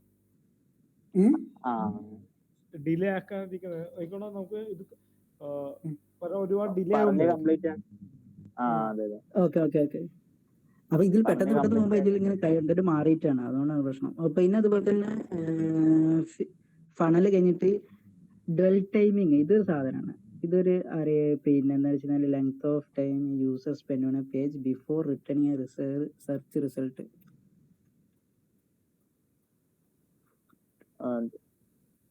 വെച്ചാൽ ഞാൻ ഇതിന്റെ സിനാരിയോ മനസ്സിലാക്കി തരാം. And online news website notice that it is bounce rate is high, a dwell time is low. They want to improve the dwell time to get user engaging, boost the SEO ranking. എന്ന് വെച്ചാല് ഇതിന്റെ നേരെ bounce റേറ്റിങ്ങിന്റെ നേരെ ഇതാണ്, തിരിച്ചിട്ടുള്ള കാര്യമാണ്, നേരെ opposite ആണ് സാധനം. Time user spend on page before returning to search result. Time user spend on അതെ. ഹലോ, ഇപ്പൊ നമ്മളിപ്പോ എക്സാമ്പിൾ ഒരു സെർച്ച് ചെയ്യാണ്, ഇപ്പൊ ബെസ്റ്റ് കാറ് കണ്ടു കയറിയാണ് വെബ്സൈറ്റിൽ നിന്ന് കാണിക്കാണ്. അപ്പൊ ആ റിസൾട്ട് കയറ്റി നമ്മൾ ഒരു വെബ്സൈറ്റ് ക്ലിക്ക് ചെയ്തിട്ട് അതിൽ നമ്മള് പിന്നെ അതിന് നമ്മൾ റിട്ടേൺ റിസൾട്ട് കഴിഞ്ഞാൽ രണ്ടാമത്തെ ലിങ്ക് നമ്മൾ ക്ലിക്ക് ചെയ്യില്ലേ, ഗൂഗിൾ ഇപ്പൊ രണ്ടാമത്തെ ഇതിലേക്ക് പോവാണ്. ഇപ്പൊ 5 സാധനം ഇൻഡെക്സ് ചെയ്തിട്ടുണ്ട്. അതിൽ ഫസ്റ്റ് ലിങ്ക് ക്ലിക്ക് ചെയ്തു. ഫസ്റ്റ് ലിങ്ക് ക്ലിക്ക് ചെയ്തിട്ട് എന്ത് ചെയ്തു, അതെന്താ വെച്ചാല് പിന്നെ ഫസ്റ്റ് 2 സെക്കൻഡ് കഴിഞ്ഞേക്കാണ് രണ്ടാമത്തതും ലിങ്ക് ക്ലിക്ക് ചെയ്തു, മൂന്നാമത്തെ ക്ലിക്ക് ചെയ്തു. അപ്പൊ അങ്ങനെ എന്നുണ്ടെങ്കിൽ തന്നെ അപ്പൊ ഡെൽ സ്റ്റേറ്റ് എന്താണ് ഇതാക്കണേ, അവിടെ കൂടുതലാണ്. അത് കുറക്കുക. അത് കുറച്ച് കഴിഞ്ഞാൽ എന്ത് ഓട്ടോമാറ്റിക്കലി നമ്മളെ കസ്റ്റമർ എന്ത് അവിടെ നിൽക്കും. നമ്മളവിടെ വെബ്സൈറ്റിൽ കൂടുതൽ നേരം കുറച്ചും കൂടി സെക്കൻഡുകൾ നിൽക്കുക എന്നുണ്ടെങ്കിൽ ഗൂഗിൾ മനസ്സിലാക്കുന്നത് എന്താണ്, കൂടുതൽ ഡാറ്റാസ് ഉണ്ട്, അതുകൊണ്ടാണ് അവിടെ നിൽക്കുന്നതെന്നാണ് അവർ മനസ്സിലാക്കുന്നത്. അങ്ങനെയാണ് അവർ ആൽഗോരിതം വർക്ക് ചെയ്യണത്. പിന്നെ കോൾഡ് ഇമെയിൽ എല്ലാവർക്കും അറിയുന്നതല്ല. എന്ന് വെച്ചാൽ ഇമെയിൽസ് എന്ത് ഒരു ഇപ്പൊ ഈ ഇതിൽ സാസിലൊക്കെ ചെയ്യുന്ന കാര്യങ്ങളാണ്. എന്ന് വെച്ചാൽ ഒരു കസ്റ്റമർ ആൾ വന്നു കഴിഞ്ഞാൽ പിന്നെ അവര് ഇടയ്ക്കിടയ്ക്ക് എന്ത് ചെയ്യുക, അവർക്കുള്ള അപ്ഡേറ്റ്സ് കാര്യങ്ങളൊക്കെ ആയിട്ട് ഇമെയിലുകൾ അയക്കുക. അങ്ങനെ അതിന് കുറെ അങ്ങനെ ഒരു മാർക്കറ്റിംഗ് തന്നെ ഉണ്ട്, കോൾഡ് ഇമെയിൽ മാർക്കറ്റിംഗ്, ബൾക്ക് ഫണലല്ല, കസ്റ്റമർ മെന്റാലിറ്റി അനുസരിച്ചുള്ള ഒരു പരിപാടിയല്ലേ. പിന്നെ അതുപോലെ തന്നെ പിന്നെ പേഴ്സോണ എന്ന് പറഞ്ഞത് ഒരു ഐഡിയൽ കസ്റ്റമർ എങ്ങനെ ആയിരിക്കും നമ്മൾ കാണിക്കുക. അത് ആൾക്കാർക്ക് മനസ്സിലാക്കി വെക്കേണ്ട സാധനമാണ്. ഈ ആൾക്കാർ ഈ മാർക്കറ്റിൽ കുറേ പ്രൊഡക്റ്റ് ഉണ്ടാക്കും. അത് പ്രൊഡക്റ്റ് ആർക്കാണ് സെല് ചെയ്യേണ്ടത്, ടാർഗറ്റ് ഓഡിയൻസ്, ഇതൊന്നും ആരും ഡിഫൈൻ ചെയ്യില്ല, അത് മനസ്സിലാക്കില്ല. ആരാണ് ഇത്, എന്നിട്ട് അങ്ങനത്തെ സാധനം മാർക്കറ്റ് ചെയ്യാനും തരും.